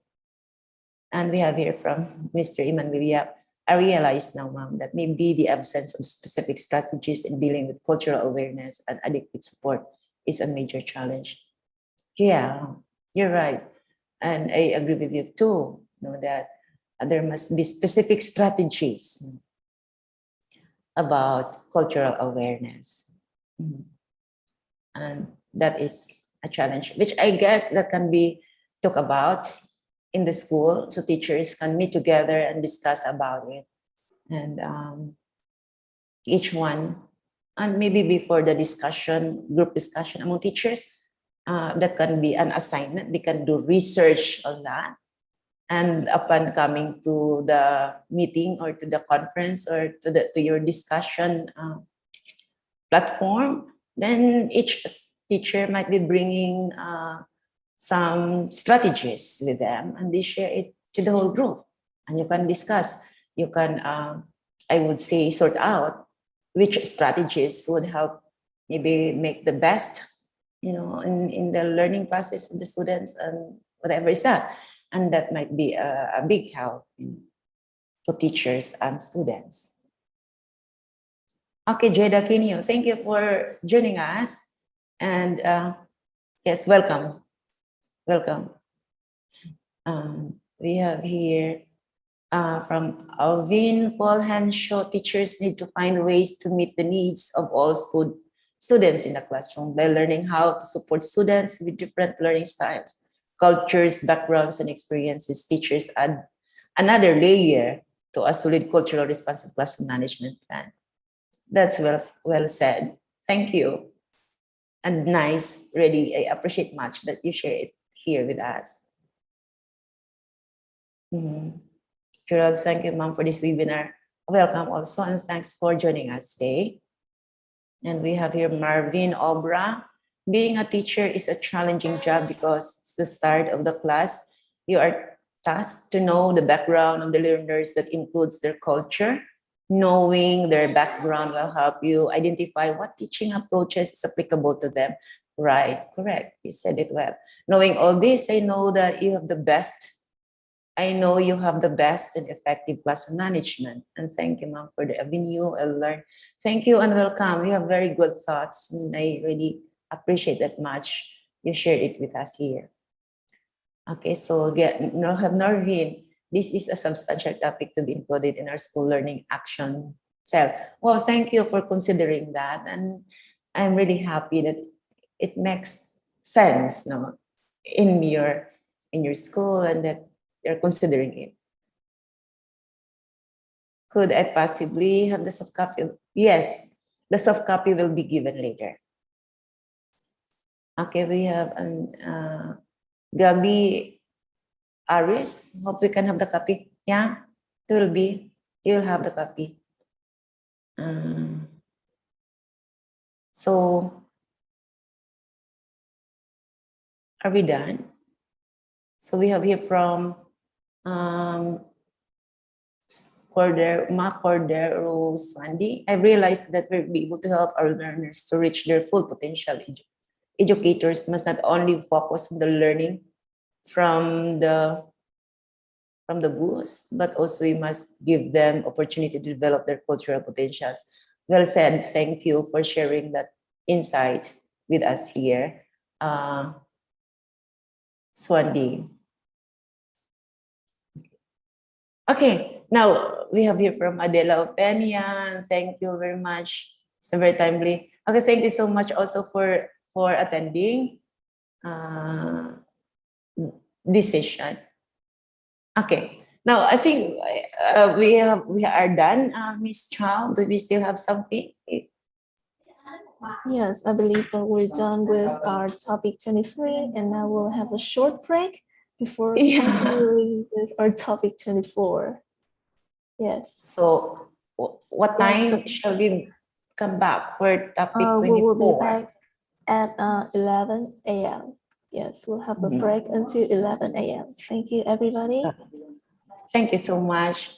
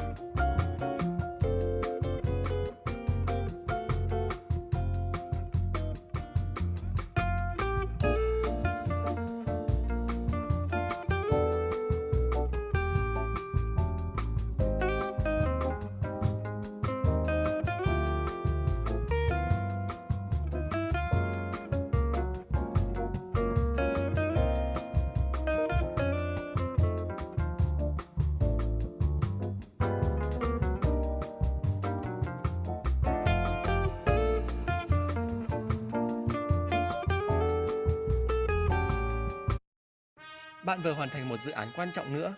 Điều duy nhất còn lại cần làm đó là thanh toán cho các thành viên trong nhóm của bạn trên toàn thế giới. Lạy Chúa Tôi có thể nhận thanh toán bằng đô la Úc khi được nào không? tôi có thể biết được chính xác thời điểm anh sẽ trả phí chuyển tiền, có phải không? Xin lỗi, tôi đã quên mất mã Swift.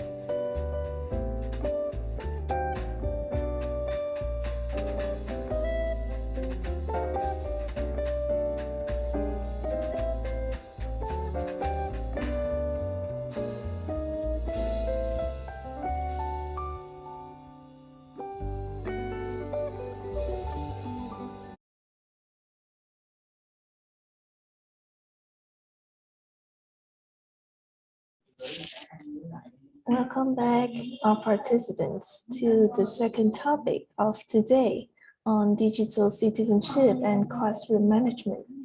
We will now watch the video for this topic. Thank you very much.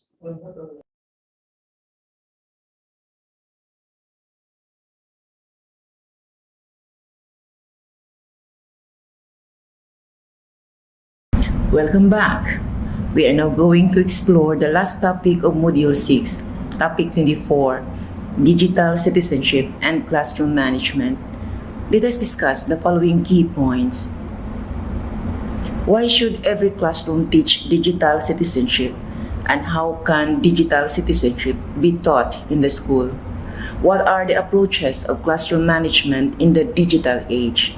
And what are the tips to promote classroom management in the digital age? Why should every classroom teach digital citizenship, and how can digital citizenship be taught in the school? Here are some reasons why every classroom should teach digital citizenship. 1. Information literacy.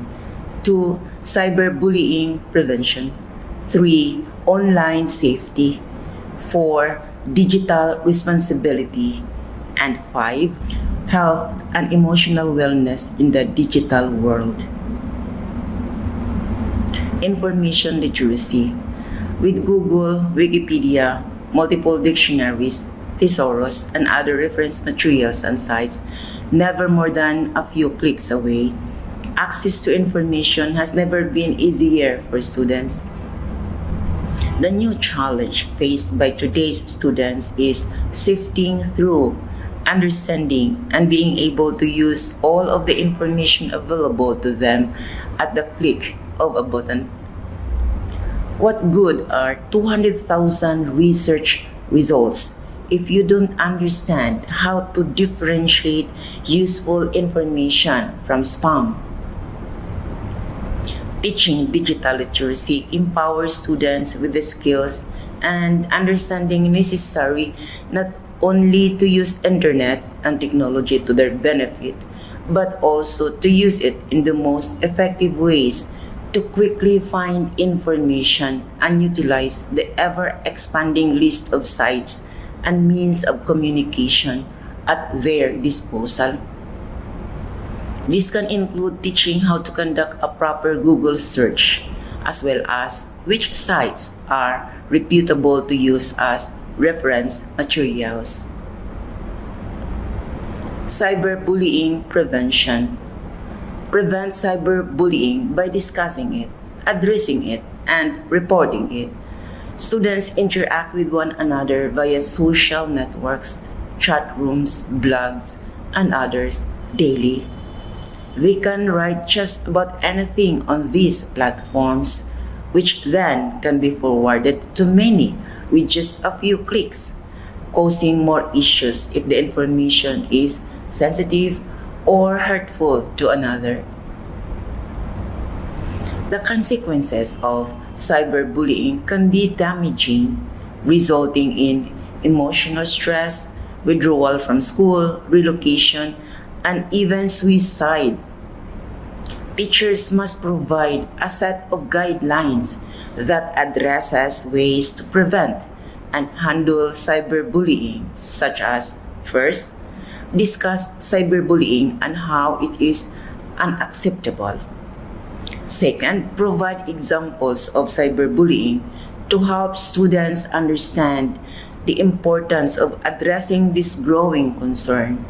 And third, students should report inappropriate online interactions to their parents, teachers, counselors, and administrators immediately, whether they are a victim or bystander. Online safety. Of all of the invaluable educational and life lessons that stem from teaching digital citizenship, online safety is definitely one of the most essential and influential. Students who are taught to understand and prioritize online safety feel confident to take charge of their digital lives and are less likely to fall victim to potential threats that await online. Teach students to protect themselves and their identities by visiting appropriate websites, refraining from posting personal information about themselves and others, trusting their gut, and notifying a trusted adult when things don't feel right. All of these things play a vital role in keeping students safe in digital spaces and allow them to blossom as empowered digital citizens. Digital responsibility. The power we now have to create and define our own digital experiences is unmatched. And with that power comes responsibility. Students must be taught to wield that power wisely, as doing so is essential to their long-term educational and personal success. Incorporate curriculum designed to create awareness of how to navigate the potential threats of hacking, piracy, and viruses, as well as educating students on plagiarism, what it is and potential consequences, and other forms of theft or inappropriate online conduct. Remember to always set and enforce clear boundaries and consequences for inappropriate usages of technology. And health and emotional wellness in the digital world. Technology can be addictive, and that addiction can be detrimental to students' health. There have been documented correlations between extended use of technology and physical and psychological issues, including, but not limited to, mental stress, eye problems, ergonomic issues, and even dietary issues. In the spirit of educating, nurturing, and protecting students as whole people, teaching student citizenship effectively must also prioritize the health and wellness of students. Incorporating creative strategies to teach students to use technology safely in ways that preserve and protect their developing social, emotional well-being and physical growth, along with both the inherent benefits and dangers created by extensive online engagement, is a must. Encourage limiting online time and taking frequent breaks to stretch, eat, and hydrate. The next question to ask is, how can digital citizenship be taught in the school? Here are some ways. Embedded in daily lessons. Teach students online responsibility and digital citizenship by including it as part of the daily syllabus and studies. Use presentations and essay assignments to teach students about copyrights, plagiarism, and the importance of citing one's research. Teach older students about intellectual rights, trademarks, and copyright. Group discussions. Encourage students to participate in group discussions on social media etiquette, as well as cyberbullying, pornography, and other age and class-relevant topics. Class activities. Allow students to show their digital responsibility through a creative task. Produce movie trailers, public service announcements, comic strips, rhymes, or songs. Create commercials using video editing software or design digital citizenship branded posters. Special workshops. School can organize workshops with cybersecurity experts and parents to teach students how to stay safe from hackers, predators, and other types of online scammers, and digital footprint and how it can have an impact on their entire personal and professional lives. Each class can create a digital citizenship videos and present them to the school for discussion. School community involvement. School leaders can set a required number of digital citizenship lessons to be taught during the year. Whole grade teams can select specific lessons to weave into curricular activities. Media or instructional technology specialists can teach in electives like media and library. And older students might engage younger peers in digital citizenship lessons through classroom partnerships. School district administration involvement. District administrators can produce a video modeling digital responsibility. District-wide digital citizenship calls to action can be announced on social media sites with hashtags. All school stakeholders' involvement.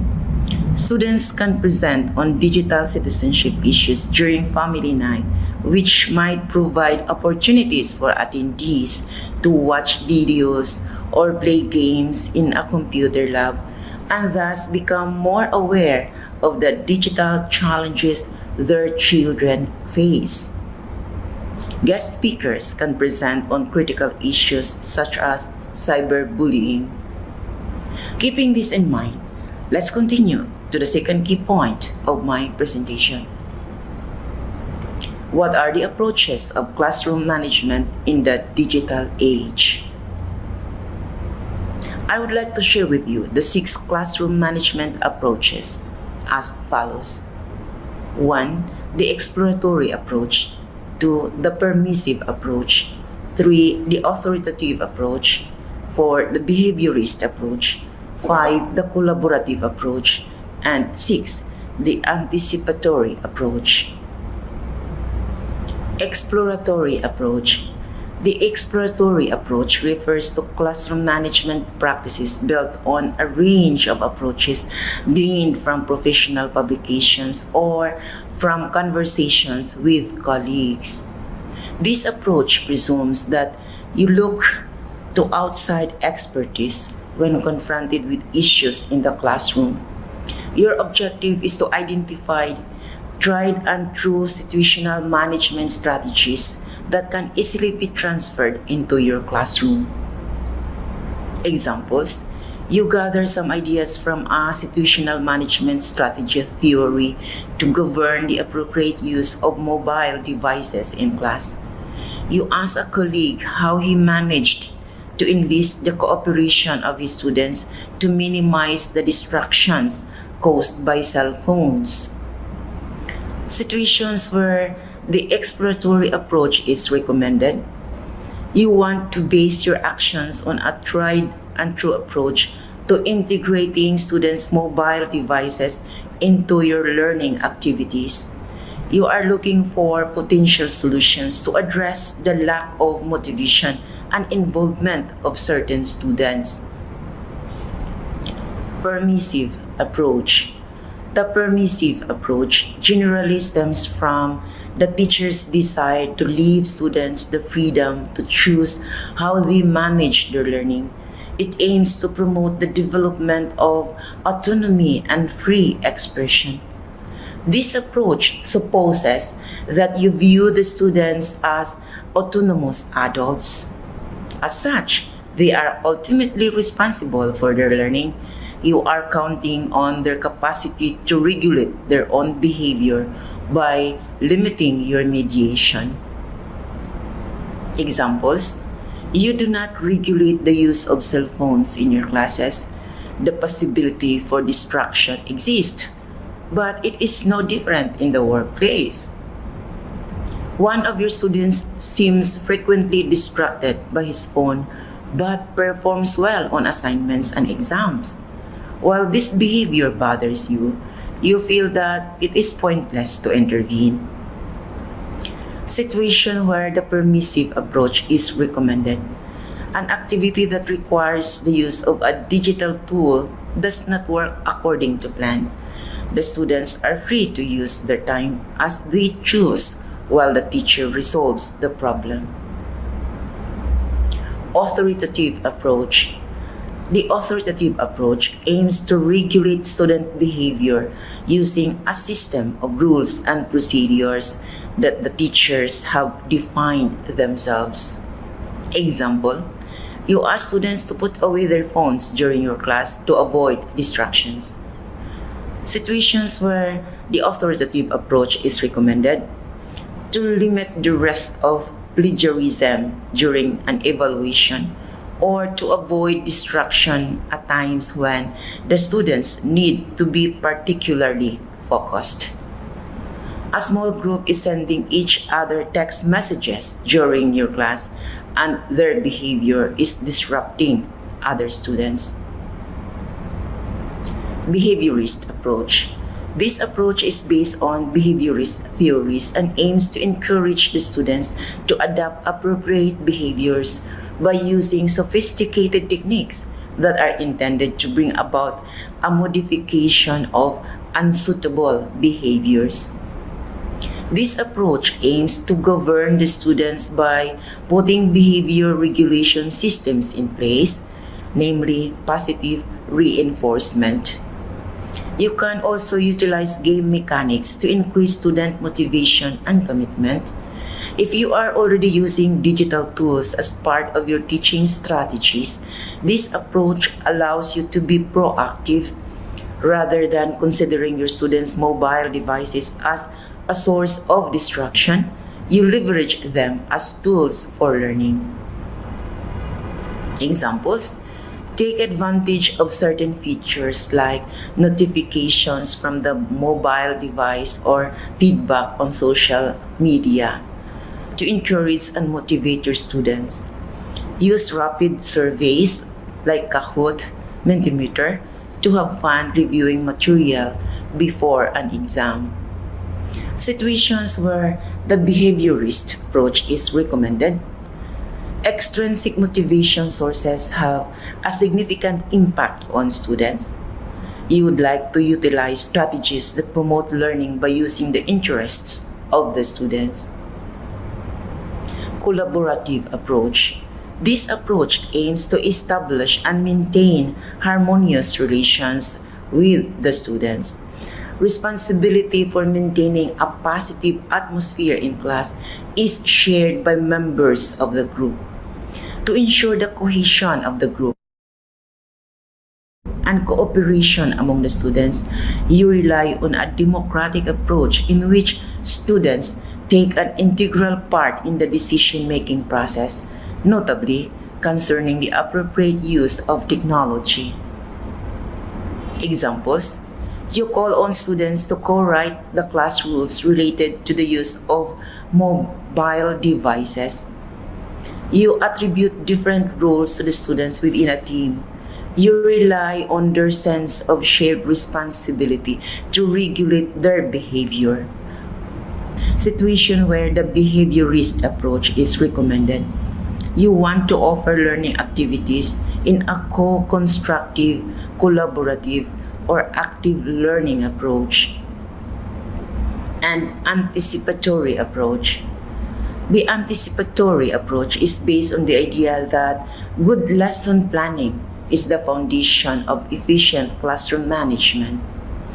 This approach advocates the use of scripting for your course, the choice of learning and evaluation activities, their sequencing, and the instructions are planned in such a way that the students don't have the opportunity to disengage. This approach also involves planning your classroom management mechanisms, including what to do when the unexpected happens. Example: plan your approach regarding the use of personal devices if the event a technical problem should arise, obliging you to go to plan B. Situations where the behaviorist approach is recommended: your time is limited for presenting certain content or for running a learning activity. You have to deal with a pedagogical objective that requires a heightened level of taxonomic complexity. Throughout these approaches, you have likely noticed that there are multiple opportunities that are available to you, and that combining different approaches can contribute to the enrichment of your teaching practices and help to establish an atmosphere in the classroom that is conducive to learning. They allow you to vary your approaches to better manage your classrooms. Keeping this in mind, let's move on to the last key point of my presentation. What are the tips to promote classroom management in the digital age? I would like to share with you 5 classroom management tips. Create clear instructions. Recruit student tech support. Get up and move. Engage their interests. And create a professional online community. Create clear instructions. Students act like they know everything there is to know about technology, but they don't. It is helpful to have clear instructions that you review, model, and have accessible throughout the year. Post easy, step-by-step instructions on your wall that are color coordinated and include visual icons. For larger projects, create videos that go over the instructions using Screencastify. This way, the student can watch the video as many times as necessary. Recruit student tech support. Students are more likely to ask another student for help than the teacher. I suggest recruiting at least 2 students, diligent, helpful, and encouraging students per class to become the student tech support team. Try to develop a team atmosphere between them. They have lunch meetings in your class where you feed them snacks and train them on programs that you will be using. They are able to troubleshoot with their peers and decide when a problem needs your assistance. Get up and move. First-year teachers are told that proximity will solve many of their class management issues. The same can be said for integrating technology. There is no management strategy that is better than your presence around the room. However, there are some ways to keep them on track and minimize your walking around time. During tests, you can move students to pair seating. This way, you can see all the screens at the same time. Also, they are not allowed to dim their screen, and iPads are to be kept flat on the table. Engage their interests. Using technology shouldn't mean doing the same boring worksheets on the computer instead of paper. Be mindful of all the opportunities that technology offers, including engaging videos, music, programs, and online communication to help your students relate to the content materials. Finding these resources can be time-consuming. Recruit your teaching team to lighten the load. Each of the teachers in your team can research one way to integrate technology into your next unit. By time you start, you can have 4 or 5 different engaging strategies or resources ready. And create a professional online community. Digital citizenship may be the buzzword of the decade, but it is of great importance. Students are often thrown onto computers without any direction on how to behave or perform. Without guidance, students will approach academic digital work with the same relaxed mindset they bring to social media or online games outside the classroom. It is much easier to be proactive and teach them how to be professional than to deal with cyberbullying or worse later. Schools have students sign technology user agreements, but students don't read them. Have your students create their own contract. First, watch videos of professionals talking about online practices, read stories about misconduct online, let them share their own experiences. Based on all that information, they create their contract. They take ownership of the level of professionalism they want in their classroom, create an authentic audience for their work, and discuss how to develop the correct level of professionalism for each type of audience. Use Schoology to place their chat. They can tell jokes, post polls, share information, and others. They have discussion posts within their assignments where their peers are also their audience, but this time their writing is academic and purpose driven. Have them perform presentations, interviews, and projects that they share with business leaders from the community. And they must learn how to adjust their language, style, and content to communicate with them effectively. I have just finished my presentation. I would like to close it with a few thoughts. Being a good citizen is no longer limited to the physical world. It also applies to the digital world. It only makes sense to use an educational setting to guide students in using digital capabilities effectively and responsibly. By making learning engaging requires good classroom management. The above 6 classroom management approaches allow you to vary your management approach depending on what works best for your students. On a similar note, the 5 tips to promote classroom management in digital world might be helpful to engage your students in their learning process. Digital citizenship and classroom management come along in the digital age. Teach students digital citizenship imbued in your classroom management and make a difference in the lives of your students. Thank you for your participation.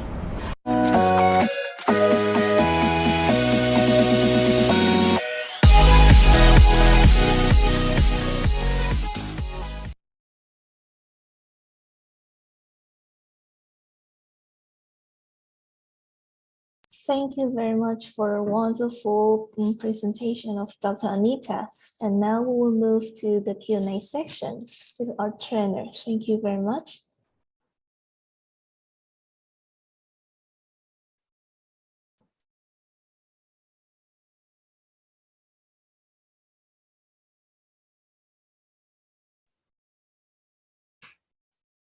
Yes, Dr. Anita, I can see that in our chat box, we are having some inputs from Mr. Emmanuel Yap. Oh, yeah, well, thank you, Mr. Emmanuel. Yeah, you have very, very good inputs and insights. So you were talking about the background. No? It's early 1990s. Japan has been burdened with the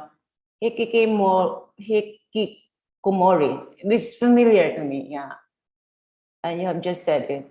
A form of severe social withdrawal, specifically caused by internet games addiction. And part of their intervention was a raw digital reorientation through media campaign. And today, it is mutating in many forms. And I really appreciate you sharing with us this one. This is really a very good, I would say, understanding, giving us the connection between that happening in Japan in 1990s and what's happening now in the world. Thank you so much for your insights. There is really now a need to understand on digital citizenship and classroom management. And I am very, very happy that you share your thoughts with us. Thank you so much. And if you'd like to back up or say something, please feel free.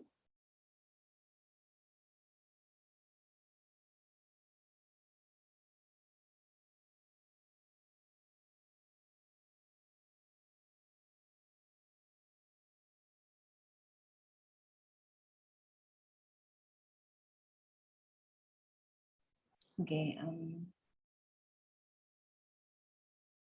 Hi. Yes, ma'am. Good afternoon. Good afternoon. It's afternoon now in the Philippines. Yeah, in the Philippines, yes. Yeah, I found the connection between what we are discussing in the first topic and the second topic, that they are connected, because we need to effectively manage our classroom. We need to look at the look back the cultural diversity and backgrounds of our students. So they are interconnected. Thank you very much, ma'am. Okay. Thank you for seeing the connection and Yes. for sharing it with us. Thank you, ma'am. Yeah, thank you too for your wonderful insights and thoughts. Okay. Now, I would also like just to mention that, you see, the module 6 that we have been doing, was about classroom management. And I guess the first topic that we mentioned is about inclusive classroom management. And the second topic is equitable classroom management. Okay, because each module has 4 topics. Okay. So we have topic 21, that was inclusive classroom management. Topic 22, equitable classroom management. Topic 23, today we have culturally responsive classroom management. And then the topic 4 is digital citizenship and classroom management. That's topic 24. So we have like 4 topics. I just want to mention, maybe kind of, there is similarity, but there is also a bit distinction. Okay. Now, the similarity of this one is that we have to know the backgrounds of our students, the cultural diversity, of our students. And that was it. That is happening from inclusive, equitable, culturally responsive classroom management, and now in the digital citizenship and classroom management. Now, what's the difference now in the inclusive classroom management is that is the way we look at it in managing the class, is that all students are equal, inclusive. We accept diverse learners. We welcome them in our class and we respect them. Our purpose is to transform them from where they are now to become better people through the subject that we are teaching. So we try to develop their critical thinking skills, their whole being, from their minds to their hearts to their behaviors.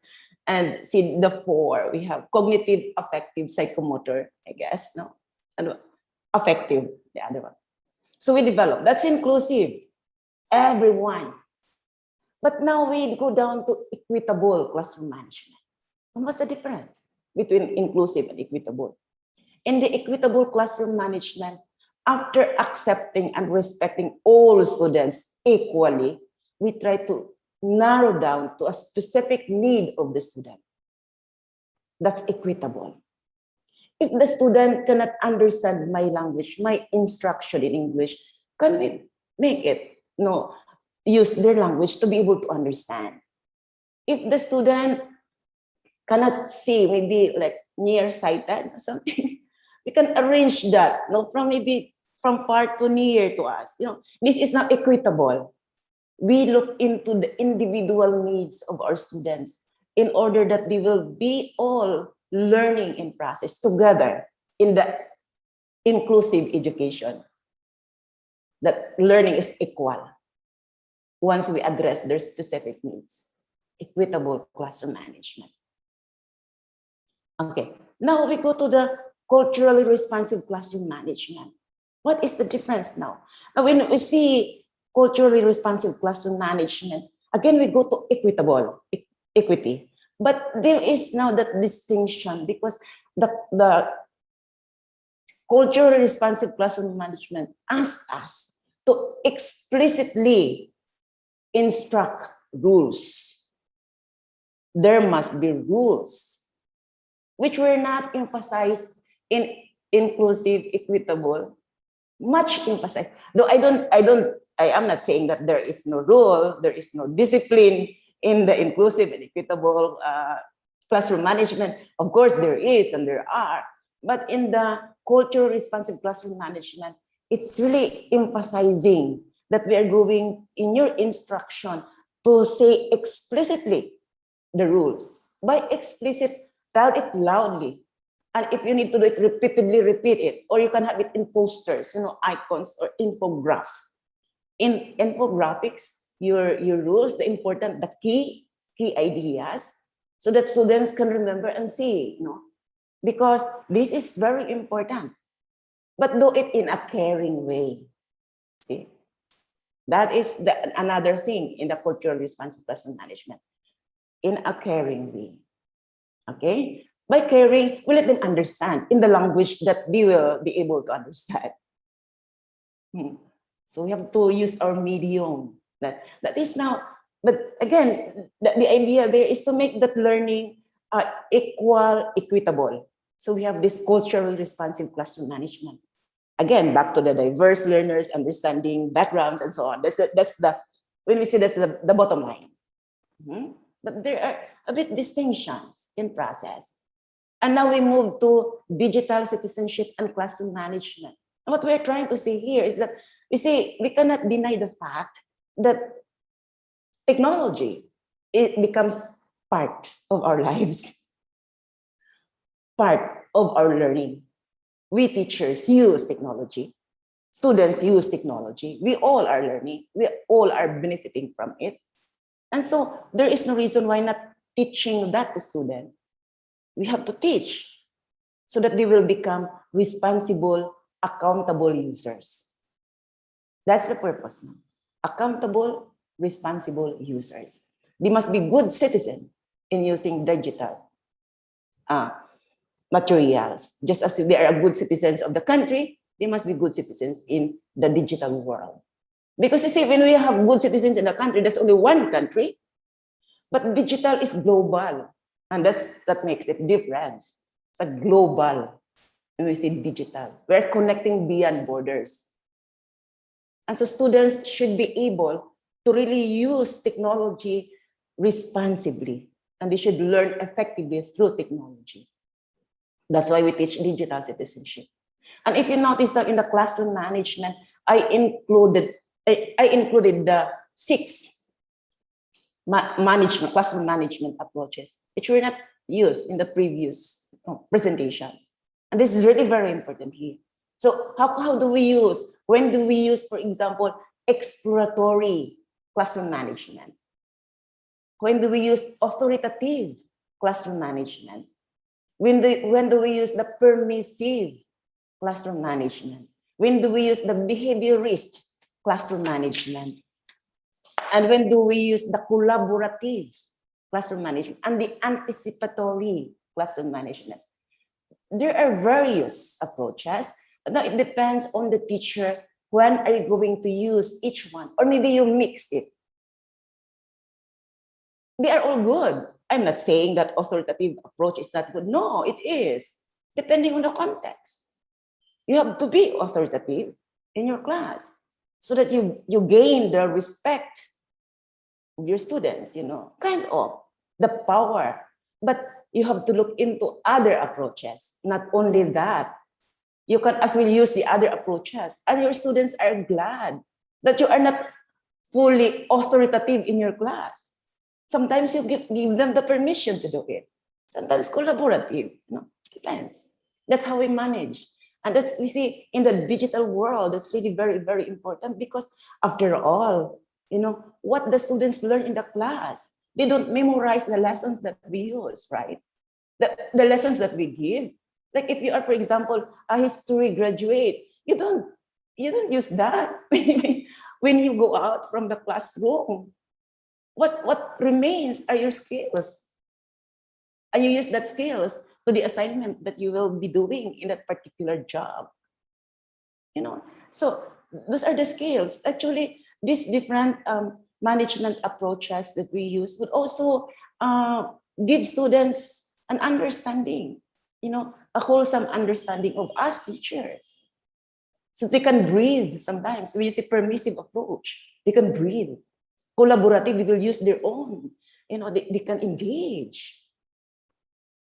And behaviorist, okay, you said you give some incentives, bonuses. That's positive reinforcement. Many things. So this is all about classroom management. But again, we have to keep in mind that our purpose is to enhance the learning process of the students. Students will maximize the learning that we give to them, that we share with them, that we will become really able to manage their lives, using all these lessons, the hardcore and the soft core, the hard skills and the soft skills. Yes, the hard skills will be the subjects that we are teaching. And the soft skills will be the critical thinking, collaborative, problem solving, communication, many things, we know that. So all these remain in our students after, after finishing the course or going out from the classroom. Wow. Thank you. Brilliant, Mom. Thank you very much. Yeah, I hope all these classroom management topics that we have explored really help, and we can integrate. We can use this in the classroom that we are in. All these different, I would say, information that have been given during these lectures, online webinar, the webinars that we have would make a difference, in your teaching and in the transformation of our students to make a difference in their lives. Yeah, thank you very much, Mom. Thank you so much also for joining us. Really, truly, I appreciate very much. Okay, so do we have more?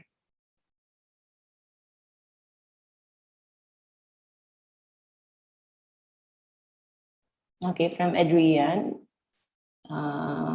Benedict Manalay side. Thank you for organizing this webinar. It is very informative. Okay, yeah, thank you so much also. And sure, you will have your certificates. Okay, welcome, and thanks much from Aceveda, Crisanto. Okay, thank you too.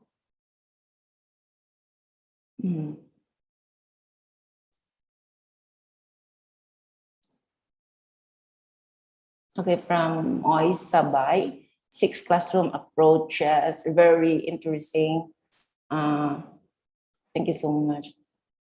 Okay, yeah, and I'm happy that you appreciate that, and hopefully you can use that in your own context. And we have here from Tan Marlwin. Thank you so much. Your presentation is very important in the changing online education. Yeah, COVID-19 condition time. Thank you too for acknowledging. Okay.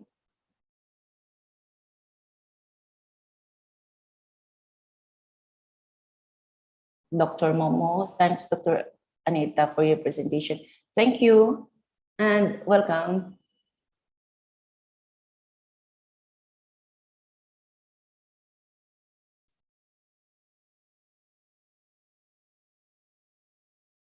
Okay, we have here one from Mr. Ronilo Palingkod.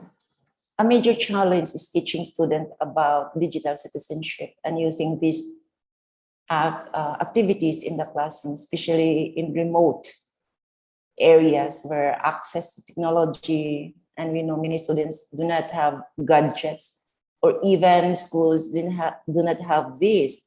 So it is imperative for school leaders, along with the community and other private partners, to have this resolved. A collaborative effort involving school community and other system leaders is needed to achieve our goal at providing equitable education. I am really very glad that you have shared this with us, and I am with you in acknowledging that this is a challenge once we don't have the access to technology, and And I am also really truly agreeing with you that school leaders, community, would help providing technology in the school.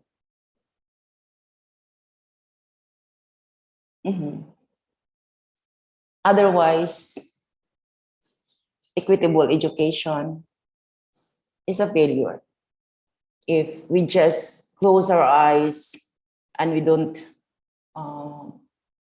see the needs of the school, the needs of the students to be able to achieve equitable education.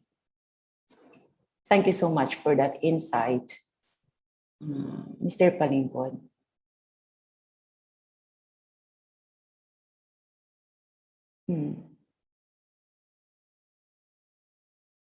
We have here from Shaina Estribor.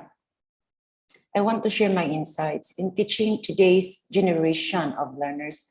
The 5 classroom management that you have shared to us are indeed helpful because we have various modalities. Educators should be engaged in the evolving world of technology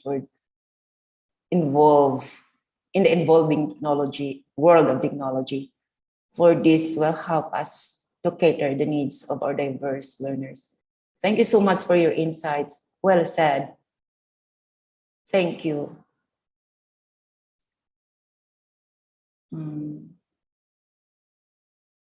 From Dao Nan Wu, thank you very much today. Okay, I'm so sorry. I'm sad. I'm sorry to hear that your connection is down. And I hope you are in now.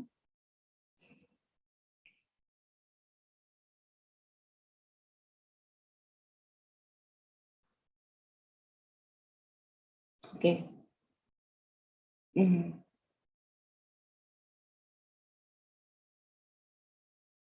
Okay, thank you so much all for your participation and for your ideas and thoughts and sharing. Do we still have more there, Ms. Chow? I believe that's all for the Q&A section. Yes. Okay. Okay. Wow.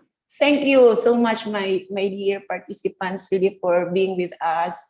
And today is our last session in the series of 2022.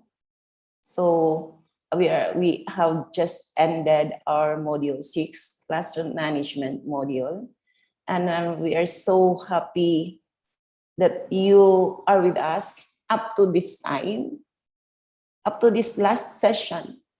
And I hope that you can bring into your classes, into your schools, something from our webinars, and you can apply and make the difference. Thank you so much. And also, I would like to also really and heartily acknowledge our diverse participants today. And I would like to mention the participating countries where our participants come from. And I am going to acknowledge each country. And the order is from the high number to low number of participants, right? So we have here from Philippines. Thank you. And really, thank you so much for joining us. And then we have from Myanmar, and then from Cambodia, from Malaysia, Thailand, Vietnam, Indonesia, and Laos PDR. We are so much happy that you join us in our webinar from the series of webinars we have. Thank you so much. Thank you so much, Dr. Anita. Thank you very much. Then before we close our session today, I would like to remind you with some important notes. First, we have shared in the chat box the links for assignments and today's materials. So please kindly download and save them to your window. Please complete the assignment on the 2 Google Forms before Monday, July the 4th, and your assignment will be subjected to evaluation before we issue the e-certificate to your email.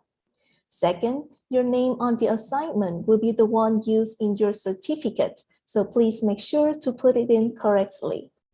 Additionally, please also fill in your email in our attendance link for today's section. Finally, all the materials as well as the assignment forms are also available on our program's website, which I have sent into the chat box. So please visit it if you haven't saved the materials yet. Thank you very much, and we look forward to see you at the future activities.